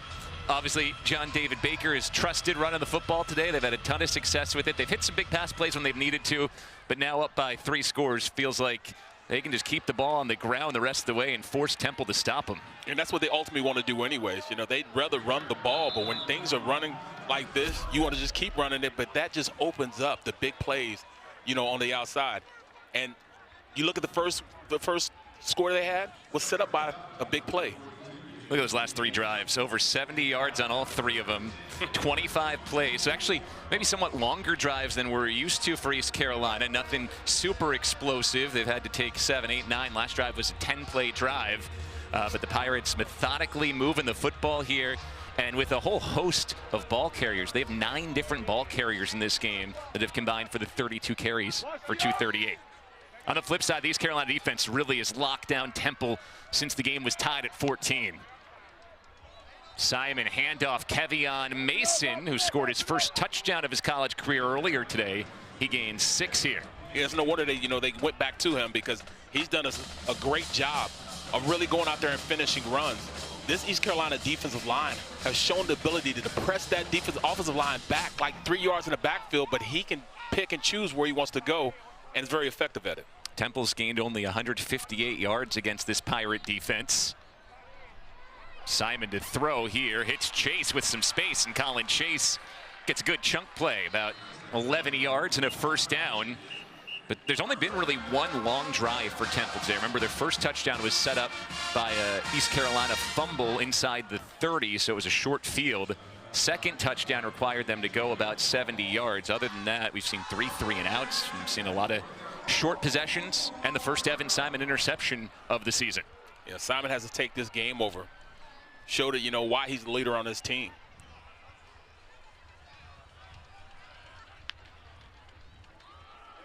Mason. Oh, it's just swarmed. Nowhere to go. It's another tackle for a loss. Already the 5th Pirate tackle for a loss. They average more than 8 a game. Jamarlee Riddle, the athletic safety, was the last of about 5 white jerseys to penetrate, and he makes the tackle. They're playing on the other side of the line of scrimmage, and when I watched, you know, Simon, I know he has the ability to go out and really make some plays down the field. Let him run the RPO like he just had for some success. Give him a chance to get the ball if they bring in, you know, a blitz from the outside. 2nd and 11. Mason slithering through and gaining 3, but there really wasn't much there once again as Preston Carr and Damian Wilson plugged up the middle. Yeah, you know, Wilson, you know, all these guys are playing at a high level, and they're two-gapping. What makes them bad, they're two-gapping it, but they're moving as they're two-gapping it and allowing this offensive line to not move their feet, and they're getting past them on the play. And ECU tops in the American in total defense and scoring defense. It's a unit coming in that there were some concerns about to start the year. Didn't return a lot in terms of experience, but wasn't it 2 starters? Yeah, just 2 starters back, but they've punched above maybe their preseason expectations. Simon's flushed, has to get rid of it and just throws it away on 3rd down. Nobody was open on the play. I don't know what the route combinations, or they're playing that well on the back end that they're letting these, you know, the front guys are doing their job, that they don't have to blitz this good. But at this point, 3-and-out, 3-and-out, 3-and-out. Coach Keeler, how do you put a stop to all this? They're moving around. You know what name we've barely said today? Kajaya Holloway. Came in with more than 300 receiving yards over the last 3 games. He has just 1 catch, and it lost Temple 2 yards. Right. Atten, that Aussie-style punt. Oh, we got a lot on that one. Inside the 10, takes a high hop, and is down right at the 2. That is a 55-yard punt, and it sets up East Carolina with 98 yards of green in front of him. Pirates up 3 touchdowns midway through the 3rd.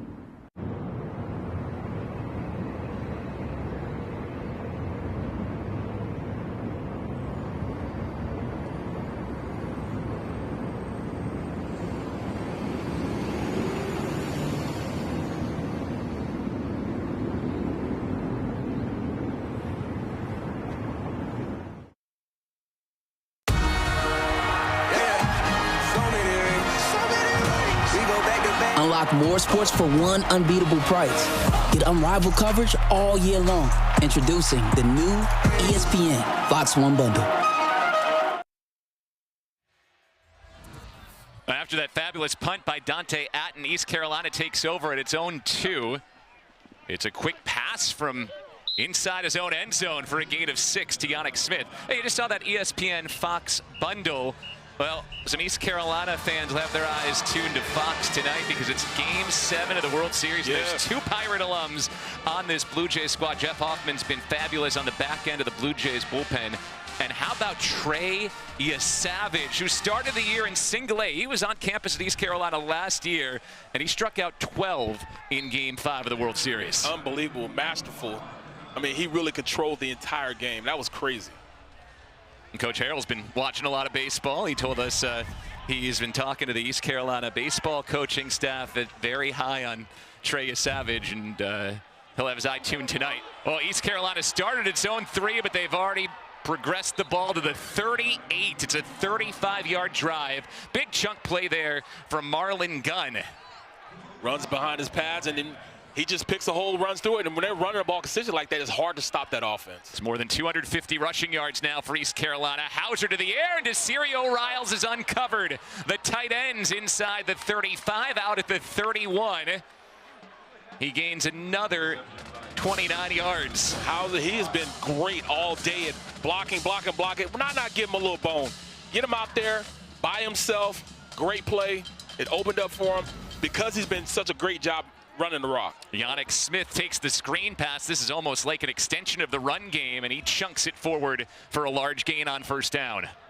His offense is almost unstoppable right now. You look at their Temple's defense, they're out of sorts because they don't know what to do. Rush the pass or stop the run, rush the pass, stop the run. They've got to have more than 3 guys on the line of scrimmage. Over 450 yards of total offense, 266 rushing yards now, Barrett. Hauser to throw off play action. He lets it go, well covered. He's trying to get it over the middle to the other tight end, Javante Connor. And Javier Morton, reserve free safety, was all over him. You know, great play because it was play action. They wanted to get out because they had him in man-to-man. Give him an opportunity to make a play one-on-one on the outside, but that's just defense stepping up a little bit, creating a little bit of pressure on Hauser, making him pull the ball and then throw it at the last minute. Sets up 3rd and 2. Pirates are 4 for 8 on 3rd down. They also converted 2 4th downs, including a fake punt on their last drive. Play didn't seem to get into Hauser there, so as the play clocks run all the way down, East Carolina will take time out. First time out of the half. That's the only thing that's slowed this offense down here. A little miscommunication getting the play in. You know, how is he, upset? He wanted to get out there and play the play. So yes, that's a great job by just the timeout stopping this offense.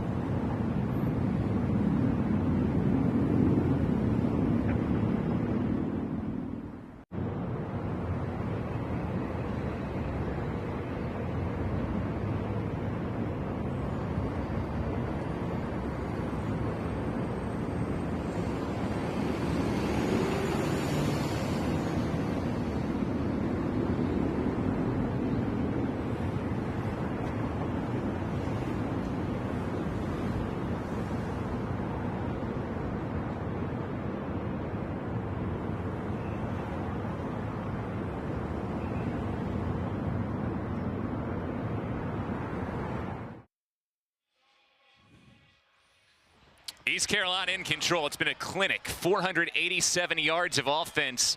4:15 to go in the third quarter. Pirates on the march again. It's 3rd and 2. Hauser throws to the outside. Anthony Smith adjusts and makes the catch at the 1. Back shoulder.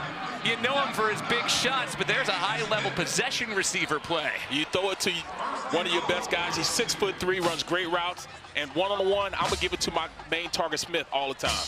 Marlon Gunn in the backfield takes the handoff and booms his way into the house. Great score up front. I mean, you just keep them out of sorts. Just to start the play after the timeout, they run to the huddle, out of the huddle, run a bunch side on the left side with 4 guys, great catch, and then turn around and run it right down their throat for the touchdown. Marlon Gunn's 4th rushing touchdown of the year. It is a 41-14 lead. 27 unanswered for the Pirates after this game was tied at 14-all. I really thought they were going to have an opportunity, Temple, to come back and really reestablish themselves and slow the game down a little bit. But East Carolina just playing a great game, a masterful game, and just beating them everywhere on the defensive side, of offensive side of the ball. I mean, the only way Temple's really competing probably is punt. He's my All-American. Adams the only guy that's really competing right now. Well, and that's a great point, because remember where this drive started. It started all the way back at the East Carolina 3-yard line after Atten had pinned him deep. They go 97 yards on just 8 plays in 2 minutes and 7 seconds, and it's a mix of the ground and the air. 4 passes for 68 yards, 3 runs, including the touchdown for 29 yards. And you say it again, the running game just really opens things up. I mean, the most demoralizing thing you can do to a team is run the ball and they can't stop it. Let's take a look here at the best chance to reach the college football playoff from the group of 5, according to the All-State playoff predictor. South Florida best positioned at 26%. Memphis is on East Carolina's schedule. They'll play in a couple of weeks. Memphis there at 18%. You know, for East Carolina, they don't play South Florida this year. They don't play North Texas this year. They have Memphis in a couple of weeks. They also have Charlotte, UTSA, and FAU to close out this season. And Barrett, how do you see them matching up here? If they can keep that 1-loss record at the end of the season, they got a shot, go to the conference championship game. You win the American, you got a chance to make the playoff. Yeah, and you compare all these teams together. There's so much, there's so much that each team offers. And this East Carolina, with their speed offense and how they control the line of scrimmage on the defensive side of the ball, they're right up there with all of the teams that are in the upper echelon of the conference. They can do it all. And they're just now starting to get into a rhythm. This is their first day game that they played this entire season. Yeah. So when you've had the adversity of playing 3 Thursday night games, and then you come back after 16 games and play this consistent, this is going to be a tough team in the American. See if Temple can get something positive going on offense here. Start it with a handoff, and there's no room for Jay Ducker. You look at the 3 losses this year for East Carolina, and they were all the very good teams. NC State, BYU, and Tulane, and all on the road. Schedule left here. Obviously, that Memphis game's going to be a huge one back at the Boneyard, East Carolina home stadium. That UTSA game, as they showed a couple of nights ago against Tulane, at the Alamo Dome, that's a tough place to go win a game as well. Yeah, it is. Yeah, it is. 2nd down and 9. Flea flicker. And Simon is snowed under. East Carolina was not fooled. Josiah Robinson sacks Simon. You look at them, they're going to have nightmares when they go to sleep, this offensive line of Temple. He just finishes the play. He just keeps going. He doesn't allow any of those guys to take a rest. He's just whooping the man in front of him. And when you have that type of attitude, it makes a long day for any offensive line you play against. Did Robinson just pull the 6-7 celebration? I'm pretty sure he did. Temple just going to run it down 28 on 3rd and a mile, and Ducker loses yards. That is the 7th tackle for a loss for East Carolina. Been a hallmark of this defense all year. And you look at me, I'm sorry, but if I can get a picture of the way the guys are going off on the sideline, they're just walking off. This is not how Coach Keeler coaches his team. You've got to sprint off. You can't disrespect the football field by walking off. And that's exactly what the ECS team has done. ECU is just took control of the game and just almost beat them down that they don't want to even fight anymore. Atten punting from his own 20. Didn't get as much on this one, but gets the friendly hop. It's another 50-plus yard punt, 53 yards for Dante Atten, who's punted 7 times for about a 45-yard average. I mean, we love great special teams, but it's not a great sign when the highlight of your day is your punters had a nice game. He's my Temple MVP because he doesn't care what's going on out there. He has been punting his butt off. But I mean, just to look at how things are going for Temple, there are too many people walking around. The offensive line is walking around. ECU has dominated the trenches. You know, that you don't even need to use the guys on the outside. We talk about Smith being a big play guy. Yes, he had a big play on this last drive, but they haven't had to use him. I mean, there are some games that are closer than the score. This game is maybe even the opposite. It maybe could be more lopsided than 28. The yards right now are 511 for East Carolina, 164 for Temple. We haven't made it to the fourth quarter yet. Hauser hands off to TJ Engelman, and he gets ahead for 3. Maria, what are you seeing down there? One thing that you guys just mentioned was the way that this Temple offense looks like they've been worn down. And that's one thing that defensive coordinator Josh Aldridge talked to us about, was that the East Carolina Pirates have so many guys who are similar skill sets. So that allows them to rotate multiple guys in on defense so that they can wear opponents down. And you see that, especially the later this game goes, happening. Yeah, basically everybody on the 2 deep, Maria, and more plays for East Carolina. We got a flag down as Jaquez Petaway is pushed out of bounds after first down yardage. Now another flag as well. So 2 hankies on the turf here. Yep. And there's a holding call against East Carolina, so back them up. That's the only thing that's stopping this offense is themselves. Either they're calling a timeout or they use a penalty, but everything else is working in ECU's favor. Defensively, again, 164 yards of total offense allowed. They've only given up 80 passing yards against Evan Simon, who'd been one of the most efficient quarterbacks in the country this season. They made him look very, very pedestrian. Plus 350, 514 to 164. You're going to win a lot of football games when you're outgaining your opponent by 350 yards through 3 quarters of football.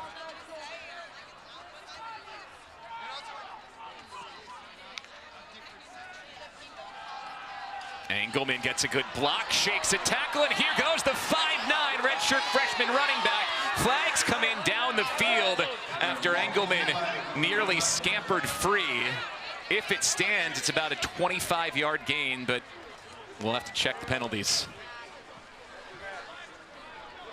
Player down the field. Holding. Offense, number 35. 10-yard penalty. Still second down. He said the only, thing that's stopping his offense is themselves. And we got an injured Temple player on the field as well. It's Demerick Morris, the 6th-year defensive tackle, longest tenured player on this Temple roster, who was disruptive at times during this game as well. Yeah, he's probably the only bright spot on that defensive line, getting up the field. Watch him right in the middle of your screen here. He was the one who had a chance to tackle Engelman. And then the hold was right there at the very top of your screen, Barrett. So it's going to be a spot penalty. So it will not be first down yardage, but won't back East Carolina up even further from where they were at 2nd and 12. But that's just, yes, it's a holding call, but Bill, I tell you what, those receivers are out there fighting for their lives right now. They are blocking like they have 70 numbers on them. They have done a great job at the 2nd and 3rd level of just getting their hands on DBs and just blocking them like they're offensive tackles. I mean, I applaud, who's ever coaching those guys are doing a great, amazing job of making them finish plays. Tyrell Roberts is the wide receivers coach for East Carolina as we check in on Morris again. Been here since the before COVID season of 2019. Got that extra year, then fought through an injury and got an extra year due to that as well. He had entered the portal with the coaching change, but after he got to know Coach Keeler's staff, he elected to return to Temple and finish out his career. And again, he's a big part of this defense. So whether or not today is still in the cards, down by 28, he's important for Temple moving forward to have him healthy heading toward the final 3 games of their season, including at Army next week. Yeah, you absolutely need a guy like him. He's been the only consistent guy getting up the field and creating havoc in the middle of that offense. They haven't had much as far as playing on the side of the line of scrimmage. from their defensive tackles, but he has been a bright spot today. He had been a single-digit player at Temple, which is a huge thing. You see the players of single digits, like Sekou Kroma, who's wearing that 0 out there. Those are players who were chosen by their teammates and by the coaching staff for their toughness and their leadership. Morris had been a single-digit player each of the last 2 seasons. Alan Hay is the single-digit on the defensive line this year. And what Casey Keeler told us is if you're a single-digit, you got to remember you're not a guy, you are the guy. Yes. And he said that's what Alan Hayes figured out over these past few weeks. You know, it's not like you just earn it. You don't have to, and you have to keep it, and you have to earn it to keep it. And that's the biggest thing. You know, you used to give it to them, and then they have a bad week. You don't have a bad week here. Coach Keeler makes sure that you come with your hard head every day in every game. 2nd down and 12 after the holding penalty. It's a quick pass, and it is completed for a gain of about 10. Caden Hauser's been very efficient. He finds Tyler Johnson, redshirt junior wide receiver, makes his 5th catch of the year to set up 3rd and 3. Again, they've run the ball like crazy, but Hauser's numbers are now 18 for 22 for 244 yards and a couple of touchdowns. 3rd and short. Hauser slings it outside. Single coverage. Diving toward the 1st down marker. Petaway is right there at the sticks. See if it requires a measurement. No, it's a 1st down. Petaway got enough on that final lunge. So that's the final play at quarter 3, a 1st down for East Carolina. They scored the only 14 points of the 3rd quarter. They got a big running play from their defensive lineman, Ryan Robertson, and they have torched the Temple defense to the tune of 539 yards. Pirates in control.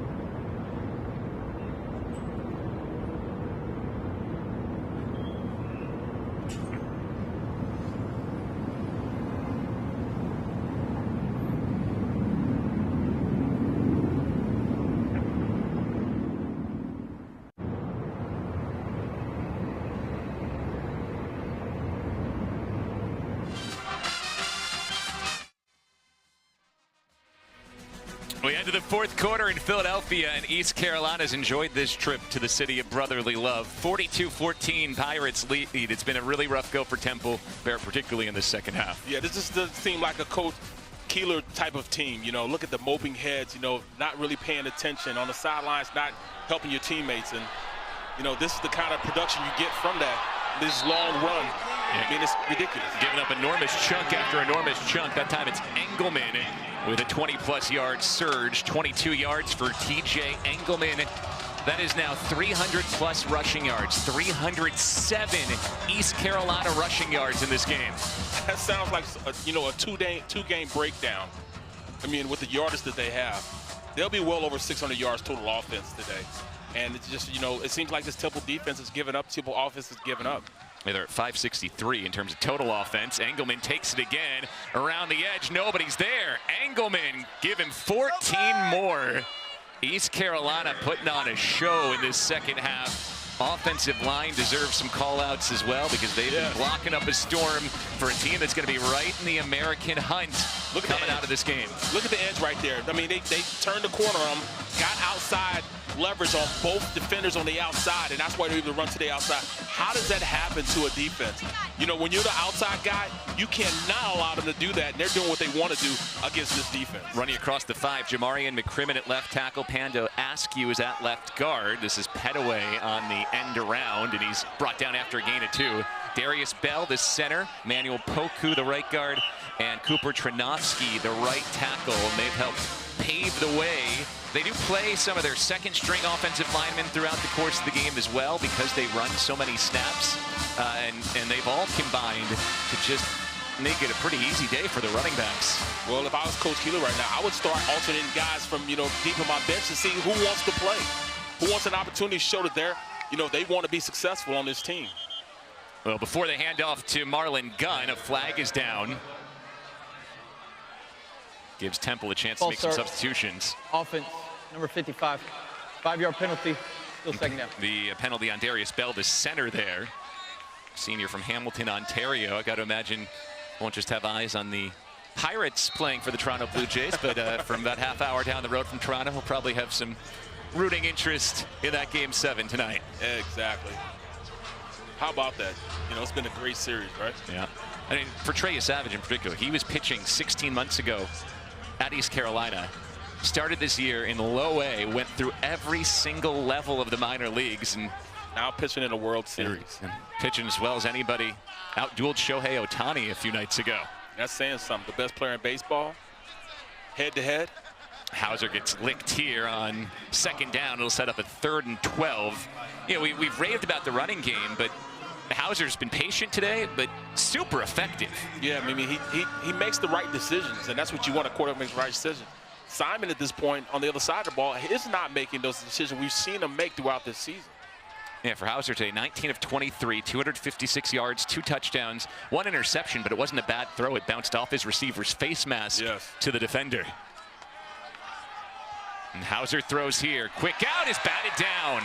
It's a backwards pass, incomplete. Sorry, a forward pass, incomplete. So they'll blow it dead as Hauser was trying to get it to Gunn, and off the end, some pretty good hands from linebacker London Hall.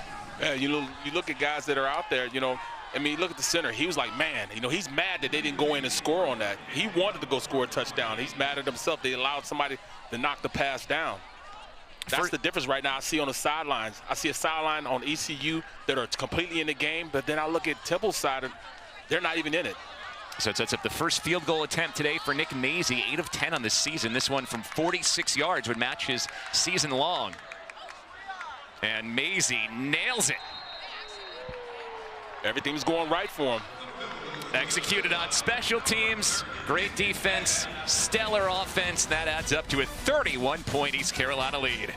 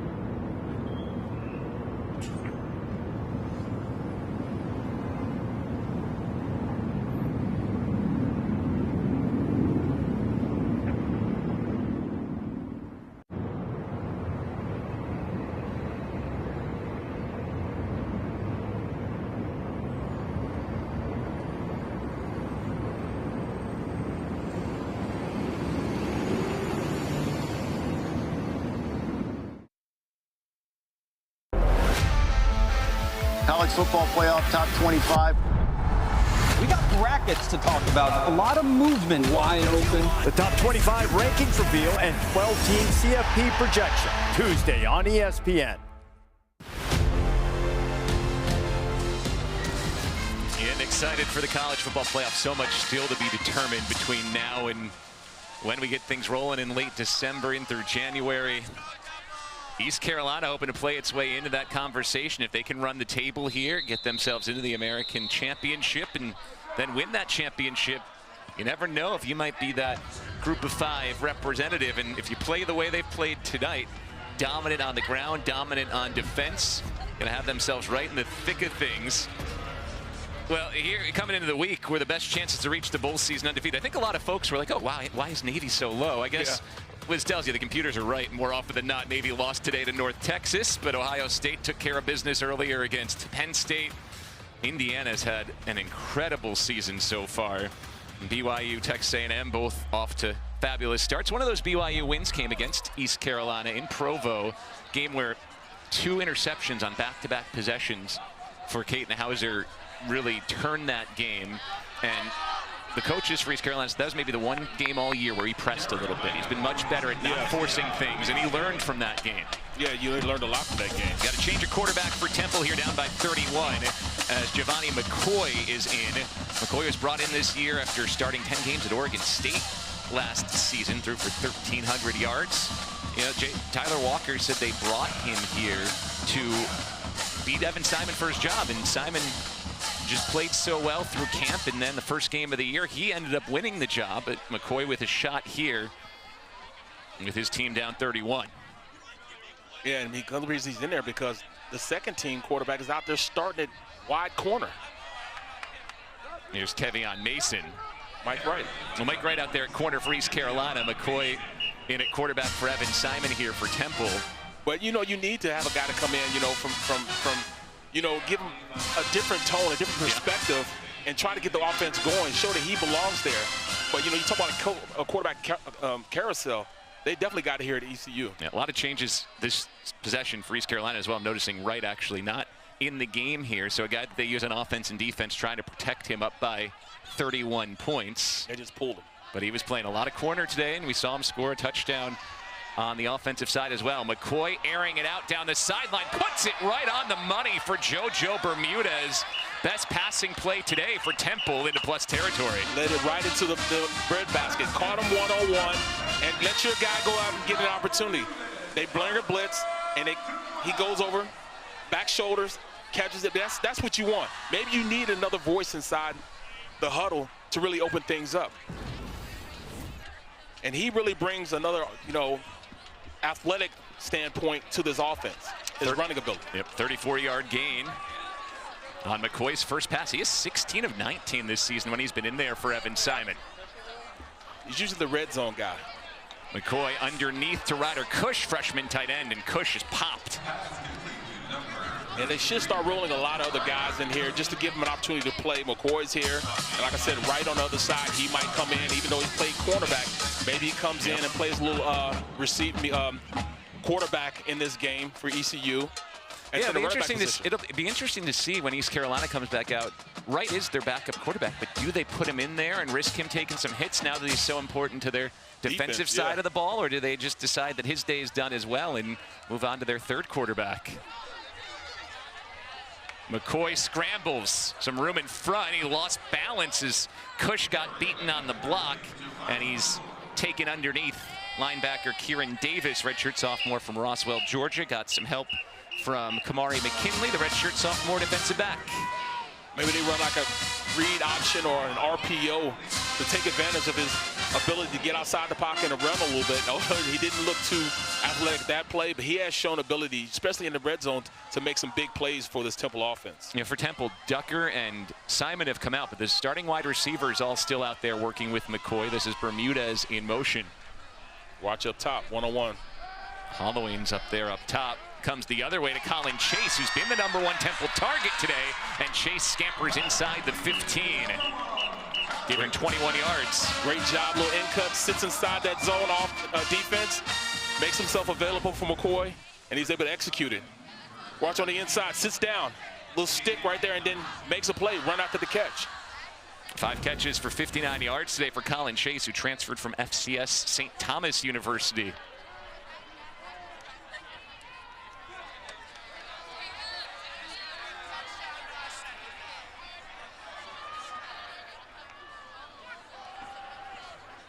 Pressure off the end, and McCoy is wrapped up. Julian Davis, redshirt sophomore outside linebacker, was untouched around the outside. Yeah, he ran the hump, and, you know, he just sat there a little, McCoy sat there a little too long. You know, maybe he needs to speed his clock up a little bit and go out there, use his athletic talent, run around a little bit. Big tackle on the outside, couldn't keep his feet going. He just uses straight speed to get around the corner. It's 8 tackles for a loss for East Carolina, right on the Pirates' NCAA number 3 average this year of just a touch over 8 tackles for loss per game. That's really incredible. Averaging 8 tackles for loss a game. You can erase a lot of mistakes with all those negative plays. Right. McCoy on 2nd and 16 hits Kajaya Holloway down near the sticks. We finally it sets up 3rd and 1, just the 2nd catch today for Temple's top target. Yeah, you know, I mean, we finally hear his name towards the end of the game. But, you know, I mean, there's still guys walking around. You know, get a little more speed. You know, you have an opportunity to go out there and score and just, you know, get that bad taste out your mouth. I'd want to get it a lot faster than what they're doing right now. Too much walking around for this Temple team. Yeah, even just to build positive momentum, yeah, you want to flush this one if you're Temple, but they've got Army, Tulane, and North Texas still on the schedule. You got to win at least one of those if you're going to get back to a bowl for the first time since 2019. Yes. It's the Army team that beat Kansas State handily. So they're nothing to slouch on. McCoy faked the shovel pass. Nowhere to go. Zion Wilson's got him again. We mentioned him and Carr, both walk-ons, and there's been a tradition in this program of finding some guys from the eastern part of North Carolina that come to the school, walk on, they stay there because they're Pirates through and through, and they eventually become integral parts of the defense. And again, Wilson and Carr in today's college football, you don't see that very often, but they have both become really crucial defensive tackles. They play the same position, so usually at least one of them is out there on each play, and you know they make a decent number of tackles, but on top of that, they plug the gaps. Well, you know, they stayed, you know, and this is different these days when you can leave for money. You can leave if you don't like what, you know, this team is doing. McCoy into space, and he missed his target, Kevion Mason. And that was on 4th down. It's a turnover on downs. Temple got close, does not score. It's been that kind of day for the Owls in Philly.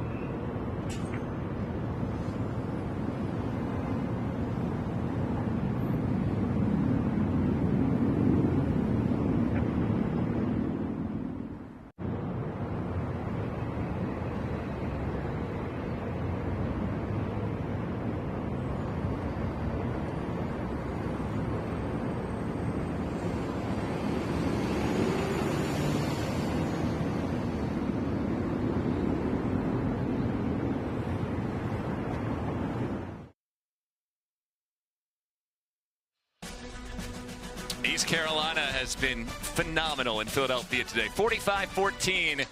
The Pirates lead, 5:50 to go, on their way to staying right in the thick of this conference race, moving to 5-3 on the year and 3-1 in the conference. New quarterback for East Carolina, and as we mentioned with Mike Wright Jr., with the backup playing on defense, they don't want to risk him getting injured in a 31-point game, so it's the true freshman, Chaston Ditta, who comes in and takes the snap and makes a handoff to Parker Jenkins, the fourth of 4 running backs who play regularly for East Carolina.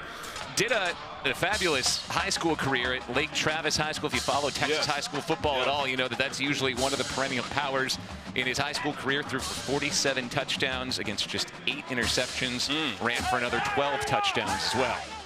Yeah, he's taking that second team spot, you know, just like you said, because, you know, when you're one of your best athletes, your second team quarterback, and he can play a myriad of positions, he becomes a little valuable everywhere else. So you need a reliable backup. So we'll see what the freshman can do. Ditta gives this one off to Parker Jenkins. You know, that's not to say that if something were to happen to Hauser in a close game that Ditta would be the first off the bench. Then you pivot back to your true backup, Mike Wright Jr. But again, in a 31-point game, now that you use Wright in so many different ways, plus he gets some experience. You don't want to risk him here. Yeah, you get some experience. You know, I mean, it's a blowout. Give him some experience. You've seen Wright has enough reps today, defensively and offensively. And up 31, there's a pretty good chance Ditta doesn't ever get a chance to put the ball in the air. So likely handoff duties to Parker Jenkins here the rest of the way. Jenkins lowers his shoulder into the pile. I mean, this game started in a flash for East Carolina. That big first touchdown drive. Then they get the 45-yard one-play touchdown after the interception on Simon. They had 153 yards for the first 5 minutes of the game. Then Temple came back. They took advantage of an East Carolina fumble, scored again to make it 14-all ever since that. 31 straight for East Carolina, and as impressive they've been on offense with 595 total yards. Been basically equally as good on defense. Temple has not been able to generate much at all. This is Jenkins. East Carolina's got a first down, and East Carolina's over 600 yards. 602 total yards, now 346 on the ground to go with 256 through the air. That doesn't even seem like it's right, you know, but I mean, for them to go out and you know, control the line of scrimmage like that, you know, they're alternating now, putting guys in, and you need to get some reps later on in the season. This is perfect for them. 300 yards rushing. Jenkins bounces to the outside, and a lot of open space to the outside today for these East Carolina running backs. He gains 9 more yards. Here we are. This is, I mean, they just straight played. The first play before this was a tackle trap, which is a long developing play, and they would still be able to run it effectively. You know, they run to the backside. This was just inside zone. He was able to get up the field. There was no penetration, so he was able to turn it backside. Now they're at 2nd and 2 or 2nd and 1. This is just great offensive line play. Great handed off of backs, just picking up and choosing where they want to run. You know, we call this garbage time sometimes, but these are important carries for Parker Jenkins. He's a transfer from Houston, came in and was early on one of the 2 featured backs along with Montgomery. Had 51 carries coming into this game, but his time had dwindled the last few weeks with the emergence of TJ Engelman. Jenkins has only been averaging about 3 yards a carry all year. Now here he comes out with 4 or 5 good runs already. It's going to help build his confidence, and much more than 3 yards a pop here. He's getting about 7 or 8 yards a carry. Yeah, when things are going bad, as you see on Temple's side, you tend to think, all right, you know, put somebody in for some garbage time. This on the other side of the ball with ECU, you put guys in so they get experience going, especially toward the tail end of the season. And, you know, the war of attrition being the way it is, you know, guys out there fighting, scratching and clawing, it's a long season. We've hit the 2-minute timeout. A lot of smiles on that East Carolina sideline. Just so impressed with how they've run the football today. Up 31, ready to put it away when they come back.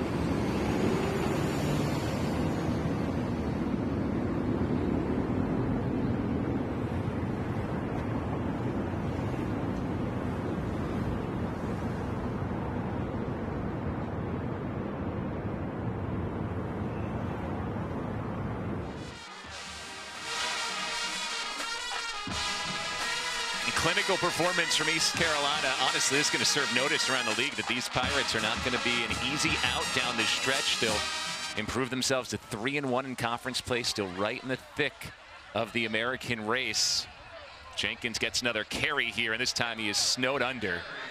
618 yards, 362 on the ground for John David Baker's offense. Here's what's left for East Carolina. Charlotte next week. It's been a rough year in Charlotte. That game against Memphis is going to be absolutely enormous. Another one-loss conference team.